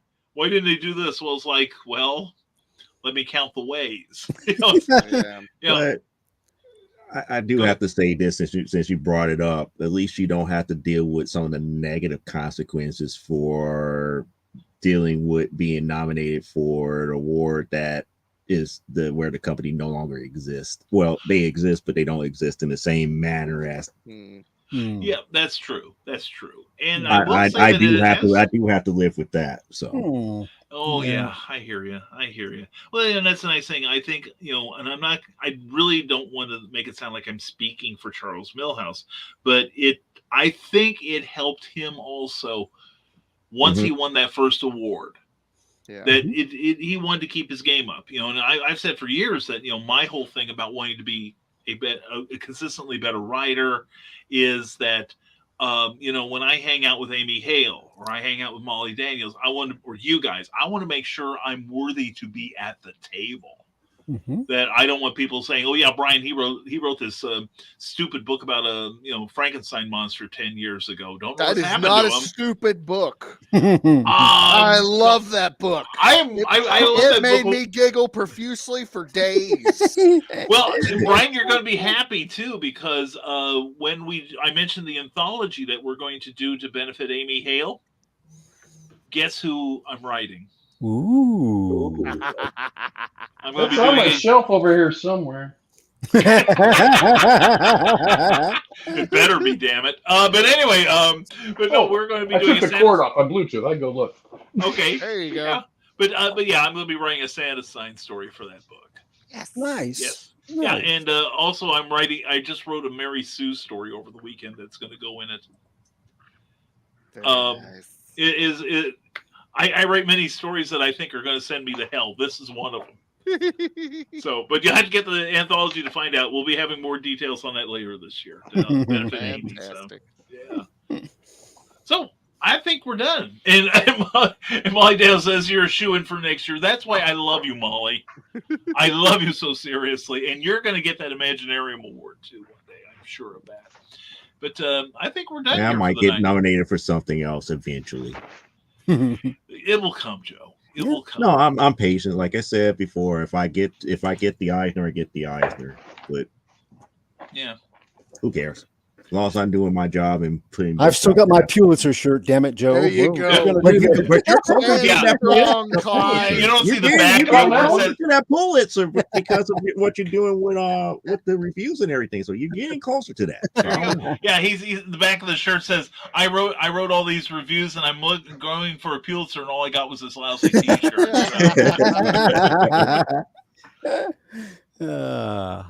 And Eric, you had something there? Oh, I couldn't find that one. The only one I can find right now is this one. Well, that's a pretty darn good book because I'm writing the sequel right now, which you can get if you go to www.patreon.com/Brian. Yes, that wonderful book there. And Molly Day is, yes, the first Imagine Awards I went to, Carol Pre-Flattish, and I were at a table full of people with awards, and we were like, we are not worthy. We're not worthy, man. I would hate the hell out of that. And the irony, I've got 3 Mary Sue stories in progress. Excellent. And believe in yourself, Joe. Believe in yourself. And now I want a future Imagine Award winner. There we go. Beautiful, beautiful. Thank you all. So yeah, basically, I think we're done because we're pushing 3 hours. This has got to be one of the longest shows we've ever done. Yeah. Yeah. And I'm still here. I noticed that. I saw about that. That hurt. Yeah. I took a huge nap today. Good. I So, bet. to- Let's see, to where's prepare- my bingo card? to I got to prepare erase that for one this. square. Yeah, I took a huge nap to prepare for tonight so that I would have some energy. Well, now you- I'm gonna go collapse again. Yeah, same here. Same here. But no, excellent job, guys. Excellent. And we want to thank everyone in our audience. And so let's go around the room. We'll start with Eric and then go clockwise and tell everybody where they can keep up with your amazing exploits. We'll start with Eric. Hello, Eric. No, I always point here. Okay. Oh, wait a second. I'm sorry. Hold on. That's my I'll bad. just That's go my bad. here. Yeah. Yeah. Yeah, go there. Go There there. you go. I just learned where it was, and it was gone. This bastard. You can find all my links right there. Gosh, you know, if the printer ever sends me my books, I'll send out Zombie Full Adventures.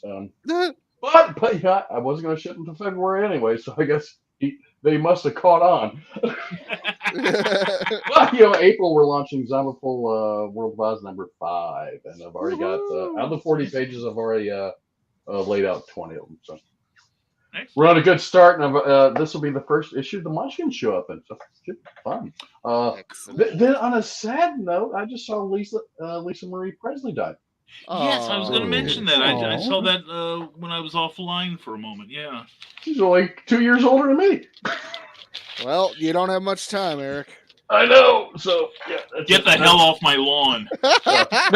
Now you can put the other link back up, and if you go, I mean, you still got like a few minutes before the show ends. So pledge We'll talk it $20, and I'll send you a sketch cover. You I think want I that gotta do book. I gotta do like 4 of them. It's in the notes. I put in our private notes, so we'll keep track of that. And they'll be gone as soon as the show's over. Okay. Yeah, well, they will be. They can get a hold of me then. So I'm gonna But write otherwise, you can find me here every Thursday night talking about comics or whatever. Then later on in the night, you can see me on another drawing show where we draw for 2 hours. Which we're on a hiatus, but we come back next week and we're doing a crowdfunded project, Solarian's Son, which is one of the artists.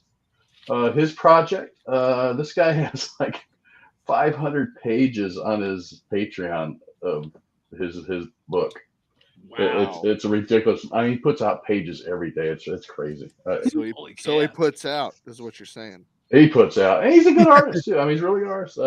Now it might be a little furry-ish, but a lot of people like that. Hey. We're not here to kink shame, Eric. We are here That's to right. judge. That's right. Yep. And then I think after that, the guy that used to run the show, he jumps in every once in a while and gives us suggestions of what we should do. And apparently he wants to try to bring on some of the crowdfunding projects from Crowdfund Your Comic Book. Is that the site that Luke Stone's trying to get up and running for crowdfunding Yeah. books? Yes, Yeah. yes, Yeah, yes. yeah. I think we're going to try to do some of the projects for that. Okay, excellent. Cool. Yeah. Well, thank you, Eric. Thank you. See y'all later. That's right. Yeah, if you have to split from your art show, we'll understand. I just said we're on hiatus and coming back next week. He I doesn't don't listen care. to you, Eric. Yeah, Eric, you get in first and you get the advantage over him. I will go get some coffee while the rest of you talk. Okay, then we'll throw it to Joe and you can get your refill. Thank you, Eric. Yeah. Joe? There it is, right there. Here, my link tree pretty much has everything, including the gaming stuff as well, because of the gaming channel and everything that I run here. As of right now, I'm 14 pages into Primetime Saturday Night #4, getting that completed. That 50+ page book done, which I'm writing by the seat of my pants, because I was doing that for the Saturday show and everything. And this upcoming Saturday, we want to have Sam Vera talking about his book. There's an alien in my toilet, and we're going to be talking about all ages books and how and keeping things educational in comics as well. I'm looking forward to that one. That sounds Cool. good. Of course, you always do So, good. and I am kind of dismayed because you only got a few more seconds to get your 9.8. After that, who knows? You might have to wait until C2E2. Well, if I start talking about it, we'll be here for another 4 hours. So yeah, we'll get that in. So there. But thank you so much, Joe. Yep. Always great. And Brian? Bring up that beautiful bean footage. Which The big league. We don't care about that. We don't care about that junk today. Go here. Don't worry about my website. I'll talk about it next week. Go here. Or you could also go to brianrodman.com and check me out. Other than that, though, go here to GoFundMe and help out Amy and John Hale. They need it, and they're awesome people. And I'm going to extend my offer past the show. So if you're on the rerun and you're like, oh my gosh, I want a cryptid by Brian Rodman, contact Brian K. Morris and he'll keep a tally. One is taken away. There's 2 left. So up to 2 more people still can, if you pledge $25 or more and you want me to draw you a cryptid that's PG-13 rated, I would love to do that. Or if you just want to give $25 or more to these lovely people, that'd be wonderful too. But what about my Yeti fetish? What about I want the pig man titties. Oh, it's been a wonderful evening. Thank you guys for showing up. Good night. Good night. Thank you, Brian. Thank you for everything. And here he is, Mr. Clyde Hall. I knew I'd get him inspired to make a voice for it. Hey, I'm Clyde Hall, and I write reviews for comic books. I write online reviews at places like doomrocket.com and Comics Beat, or also called The Beat, and here on Thursday nights at Comic Book Spectrum, part of the Rising Tide Broadcast Network. But look down here. You can find me here, but now look at the big picture. Roll that I'm getting there. I was on something else. I was doing some bookkeeping. There we go. Contribute here, and contact me on Facebook or on Twitter at CJ Hall 1984 on Twitter, or on Facebook at Clyde Hall or Radiating Positive Vibes with Clyde Hall. If you will, donate $20 to this, I will work with Brian and I will write you a piece of personalized prose. That could be a flash fiction, not to exceed 1,000 words, maybe highlighting the adventures of a prince that happens to have the same name as your grandson or granddaughter, personalized kind of story that goes along with something that you can give them for their birthday. It could be an epic poem talking about the funny incident with your brother or your sister on their last birthday and the adventures that you had, as long as it's PG-13. Or I will do poems for your sweetie for Valentine's Day, with her name or his name, all personalized, no character assassination, because I will rat on you in a heartbeat. If somebody says, "Hey, that's me. What are you talking about?" I'll go, "This person paid me, and it was for a good cause." That's right. But no character assassination, no politics. Won't do the politics thing. I would like to keep it PG-13. We could make it warm, but not hot. So contact me. Donate to these fine folks, and we'll see you next week on Comic Book Spectrum. All right. Thank you so much, Clyde. Thank you all, guys. And thank you all for being here tonight. We raised about $350 for Amy and John. And I am knocked out by the generosity of this community. And what you could do is you could have Brian draw a cryptid and then have Clyde write a story about it. See, this is how we make this stuff work. But anyway, I'm really brief here. There's different panels for everything here. But anyway, you can stay in touch with me at risingtide.pub, all my broadcasting. You can sign up there. You can sign up for my monthly insider information email. It's free.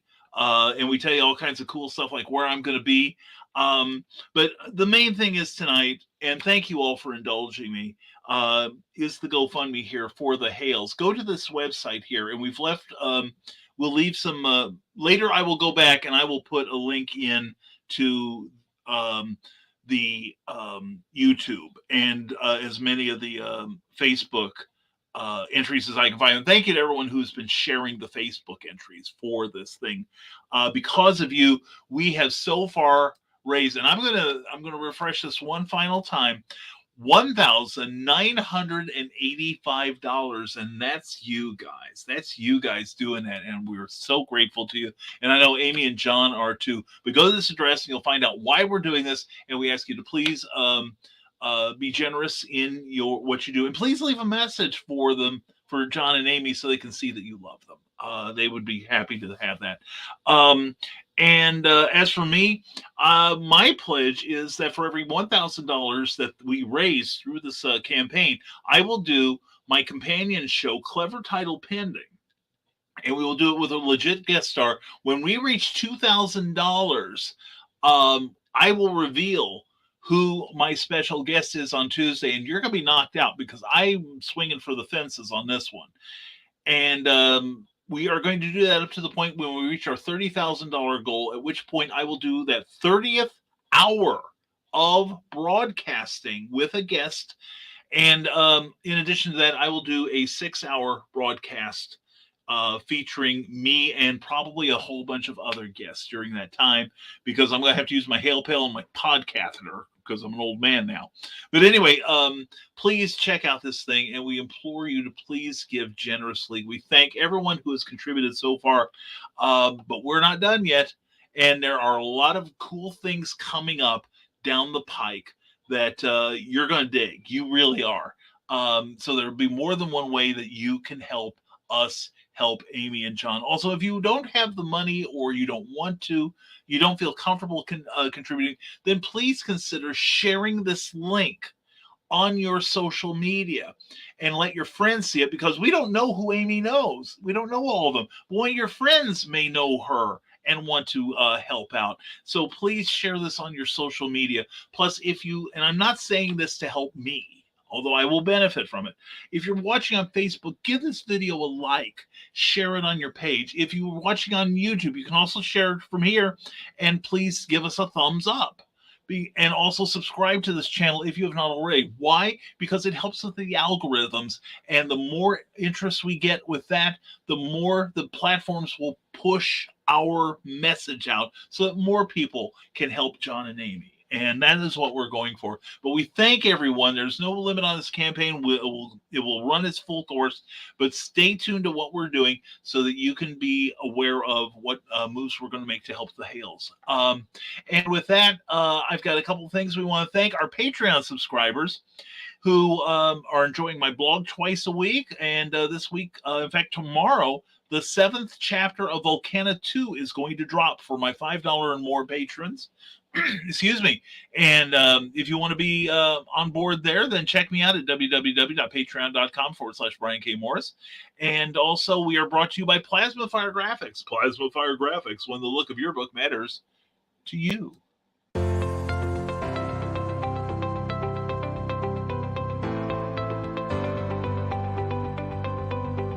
You've worked hard and written a great book. Now, it's time to give it a great cover. If you're an indie author or small press publisher, Plasma Fire Graphics is your source for affordable cover illustration and graphic design.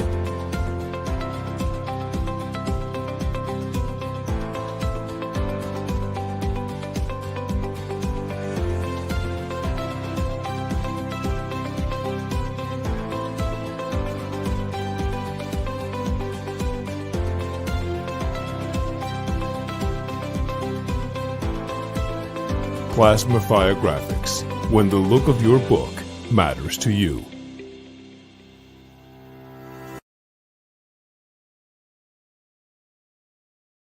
Check out their samples on Facebook, and then go to plasmafiregraphics.com and see more, and ask about They're independent creator-friendly pricing. I think you're going to be pleasantly astonished.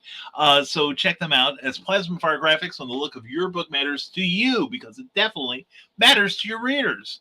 And with that, we are going to put this up again. Like I said, I will put a link down below later on. Please give generously. Tell your friends that we can make a difference in somebody's life. Check out the site and you'll find out why. All right. And that's pretty much it from us. We will be back next week for more stuff. We hope you enjoyed the reviews, and we hope you enjoyed the discussion tonight. And we did get a little off track here, but it was all worth it. And maybe we'll do it the same way next week. How dare you!